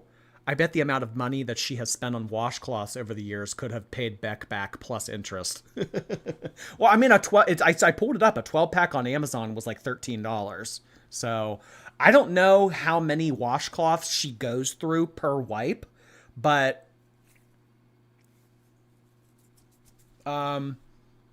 yeah. Yeah, but I mean, if 13, I mean, I'm sure you could do the math on this, but if it's like $1 washcloth and you go through like, I don't know, how many of you guys think she goes through per wipe? Like four to get the job done? I'm just spitballing here. 4, I mean, once a day. I mean, times 52, a whole year. No, 9 months of wiping. I mean, you could do the math. Someone will do the math. They will. Jordy fan, thank you. Watching Amber get her karma in live time is, oh my gosh. I mean, after everything that's happened, can't say I feel bad. Katie, thank you so much for the very generous super chat. That is extremely generous of you, Katie. Oh my goodness. I've been in ED residential for 4 months. Girl World has been my saving grace. Love ya to Jordy and the shorties. We're close to discharge. I'm finally able to talk to others about this drama without being judged. That is incredibly powerful and moving for you to share. Thank you so much for sending that in, Katie. I really appreciate that. Yes. Oh my gosh. I'm so happy that you were at a point in your treatment that you are able to come out and talk to others on the internet. It's a huge first step. It truly is. Thank you so much for everything that you have sent in to support my stream. I really appreciate that. And I hope the community will still be here to be with you. That is awesome. I am seeing the replies to the super chat. You guys are being incredibly nice to Katie Bird. Thank you so much. Or sorry, not Katie Bird, Katie. Yeah, no, sorry, KD, not Katie Bird. Sorry, I misspoke there for a second. Thank you so much, Katie. I really appreciate that. You are welcome here any night, truly. Samantha Morgan, thank you. 5 of my baby chickens hatched, 37 eggs left to go. Any name recommendations? Can you name one of them Washcloth? Sorry. Just in memoriam to the fallen. Okay? One of them can be named Washcloth. Insulin, thank you so much. Rarity was sitting on the countertop and Amber mistook her for a washcloth. Oh my god. Okay, so the theories out there for Rarity is Amberlynn sat on her when plopping down onto the couch. And now Rarity was on the countertop and Amber... Okay,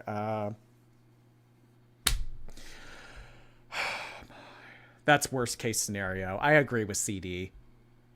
Oh. Kat, thank you. Amberlynn is the biggest reason that I lost 100 pounds. As someone who actually has binge eating disorder, we do get better. That is incredible. Congratulations to you. Losing 100 pounds is no easy task. That is incredible. You should feel incredibly... Oh my god, I'm overusing the word incredibly. You should feel very proud of yourself, Kat. That is incredible. Awesome. Oh my god, I just said it again. What am I doing? Thank you, Kat. Vivi, hey Vivi, thank you for 4 months. Can you say hi to my cat Pebbles? Oh, that's a great name for a cat. Hello, Pebbles. It's almost time for Piz Papa dinner. We love the streams. Oh, that's too fun. Thank you so much. I hope you guys have a great night. Anne Ray's, hi. Sold my car to move apartments, and now I need a new car. Wish me luck of the Irish. Oh, hey, well, I know somebody that'll buy you a car. It might cost you all of the strength in your wrist for 9 months, but I know somebody that'll buy you a car. Vanessa, thank you. I got T-boned this morning. My car is literally totaled. Oh my god, I'm so sorry to hear that, Vanessa. God, I've only been driving for like 12 years, and I've been through... I'm on my 4th car, like in 12 years. Like, jeez. Yeah, I've had cars totaled. It's not fun. It's not fun. Car accidents are just so... Ugh. I'm sorry to hear that, Vanessa. Rice Noodles, hello. But Jordy invented... Aliens invented us proves they are watching your channel. I don't know what the peach emoji has to do with it. I'm a little lost there, Rice Noodles. Thank you, though. Jacob Green, hello.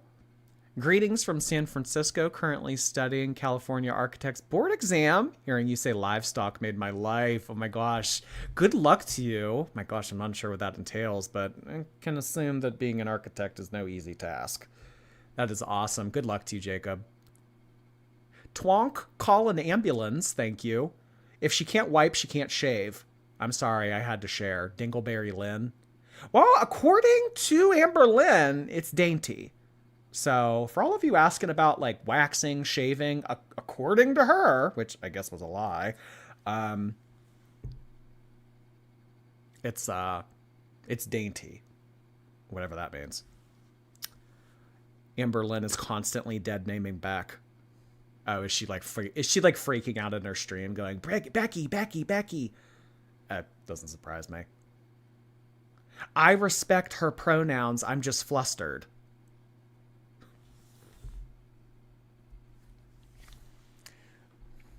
Oh my god. Sounds like Amberlynn's crashing out on our live stream as we speak. NJ, thank you. I've said this before, but I take care of my bestie. He's apologizing and thanking me 24/7. I do it because I love him. I can't imagine taking care of Amber. Yeah, I mean, when you really have like that reverence for one another, I'd imagine it completely changes the dynamic. But I mean, this like kind of guilting someone and almost like coercing them into the situation. Yeah, different story. Thank you, NJ. Pay, hi Pay. Amber's feral. She looks like she came out of the medieval times, using perfume to cover up the putrid smell because hygiene was non-existent. Now we know why there's so much perfume. I mean, we kind of always knew that, but... Ugh. Gulp. Dainty Bush, thank you. I can't read this out loud, I'm sorry, but thank you so much, Dainty Bush. Bull Wrangler, hello. Jordy, the way that you screamed after coffee ice cream is everything. I mean, that all but proves the Dalton stuff. I mean, coffee ice cream, like that's too specific of an example. Way too specific of an example. Ohana, thank you. Remember when Amberlynn added a DV hotline at the end of a video? Well, with what's coming out now, it's worse to think about. Yeah, I remember that. That was so ridiculous that she did that. Oh my God. Dainty Bush, thank you again. She got coffee ice cream for handies in the movie theater before Casey and Dalton knew this, so he offered it. Oh my God. Oh God. You think that's the way she'll spin it? You think that's what will come out? Oh my God. Ugh. The Rosy Maple Mothman. Amber will be by for some coffee ice cream. You ever seen those t-shirts that say, I'm not gay, but $20 is $20? I'm not bi, but coffee ice cream is coffee ice cream.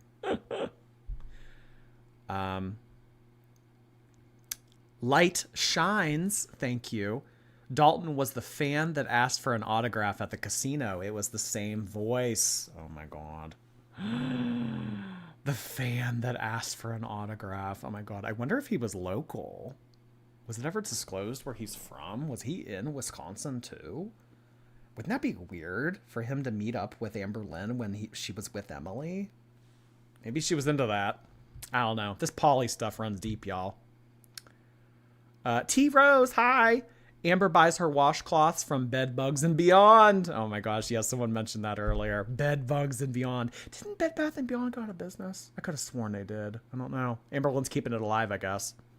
Evil, hate-filled female, thank you. Is it time for intermission? Yeah, our streams don't normally go this long, but there's so much to talk about today. Oh my gosh, thank you so much for sending that in. Kara, hello. Amber's next merch item should be rags. Yeah, enough with the journals, the mugs, and the t-shirts. Let's get a washcloth. Jeez. We might have to get Lakaya to make a washcloth emoji. Oh my gosh. Thank you, Kara. Ava, thank you.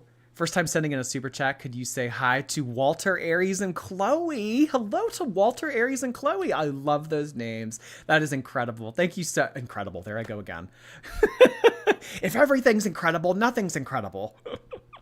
Thank you so much for sending that in, Ava. I hope you have a good rest of your night with them. Wildflower, hello. Amber grabbed the hand towels by the sink, used to dry her hands, and she was too lazy and just grabbed the closest thing. She couldn't rub or reach. Oh my God. I think it would have been a lot easier to do it with a hand towel than toilet paper. Because toilet paper can rip. Toilet paper is can be very thin. I mean, and when you're going off, when you're like going across a canvas that is Amberlynn, I'd imagine toilet paper can't do all that much. Jordy, look at Karina Kaboom's tab. Okay. I can do that. Red Rum on the dance floor. Thank you. You are talented. Your comedic timing is on point. I really appreciate the kind words. Thank you so much, Red Rum. Karina Kaboom's tab. Karina Kaboom posts.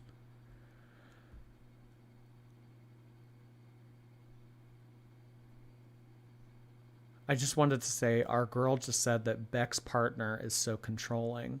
This from a person who forced someone to wash dirty rags in a sink. Beck's partner is not all of these terrible things. They are a wonderful and emotionally intelligent person. Oh my gosh. Yeah, exactly. Teardrop. Lily Rain, hello. I know some people who want you to cover Topiachu. I would stay away from her right now. Her brother was unalived this morning. I saw something about that. Oh, geez. Thanks for the heads up. Thank you, Lily. Velocitoddler, hi.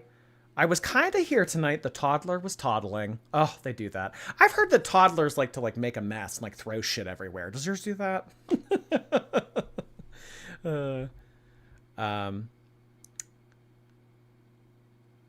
Carissa, thank you again. I have never seen Amber this mad. She keeps dead naming Beck. Beck is lying. Beck is lying. All I can say is Beck is saying shit for money. She's fed up. Oh my God. That's going to be... I can't wait to see the clips from this live stream. I mean, I'll never pay to become a member on her channel, but I'll see it peripherally. Frantic Yak, thank you again. Neck cheese and poop crust equals stuffed crust pizza. All right, Frantic Yak, you are also going into the timeout box. Sorry. I'm locking you guys up. I'm throwing away the key. Thank you, though. Stephanie, hey, please check your DMs. Okay, thank you so much. I'll do that after stream. Busk4, hello. Amber Hammer 4000. Oh my God. Amber Hammer. Oh, jeez.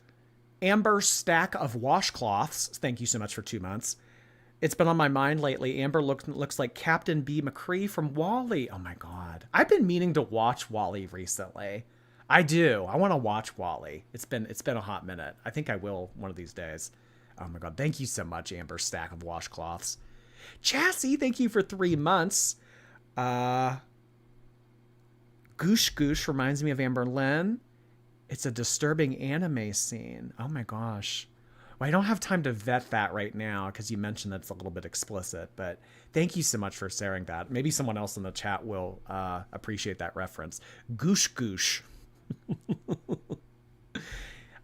Lottie Heckman, hello. Size 6 Charmin toilet paper haul. Oh, you know that toilet paper is going to be in the next haul. You just know it. Jalissa, hey. We're all leaderly being fatphobic and have arms that reach privilege. Arms that reach privilege. Oh my gosh. Wiping privilege. Oh my gosh. Swirling sunbeams, hello. I appreciate that. The Doctor Who Goblin King. Oh my God. Some of these references, y'all, they're taking me out. Thank you so much, Swirling. Big Girl Bath Time, hello. New Amberlynn Challenge, 100 days of wiping. Oh my gosh.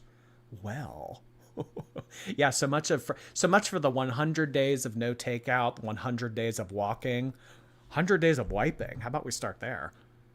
Mungus, hey, I had bed bugs before. The only way to get rid of them was leaving everything, showering at a gym, and waiting for my cousin to bring me new clothes. That bad. I didn't know that they were that bad. Jeez, you guys are scaring me. Oh, I hope I never have to deal with that. Angelica Unfiltered, hello. Oh, I'm so sorry to hear that, Angelica. Yes, rest in peace to Tui. I hope that you guys had a great life together.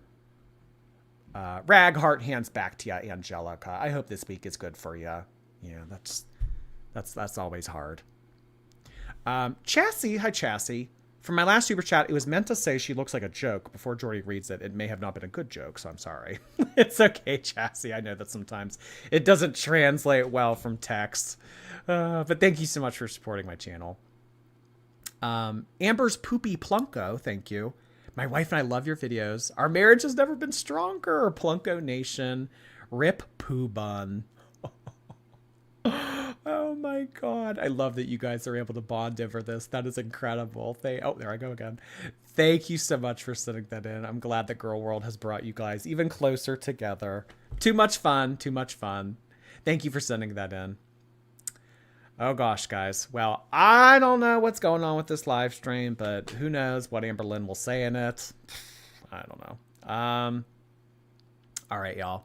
Well, I think that is going to be it for tonight's live stream. We will be back again for tomorrow's. We're either going to recap what Casey has to say, or we'll be doing a double feature. I'm not sure yet. I haven't decided. Jessica Shea, thank you so much for gifting 5 memberships here at the end. I really appreciate that. Thank you, thank you. Our community has expanded by 5 members just at the end here. Amberlynn is raging. Oh my god, I can't wait to see this. Thank you so much for the updates, Carissa. And thank you so much to everybody who sent something in this evening. The generosity was truly overwhelming. So many gifted memberships, so much generosity. I really appreciate it. We will be back again tomorrow.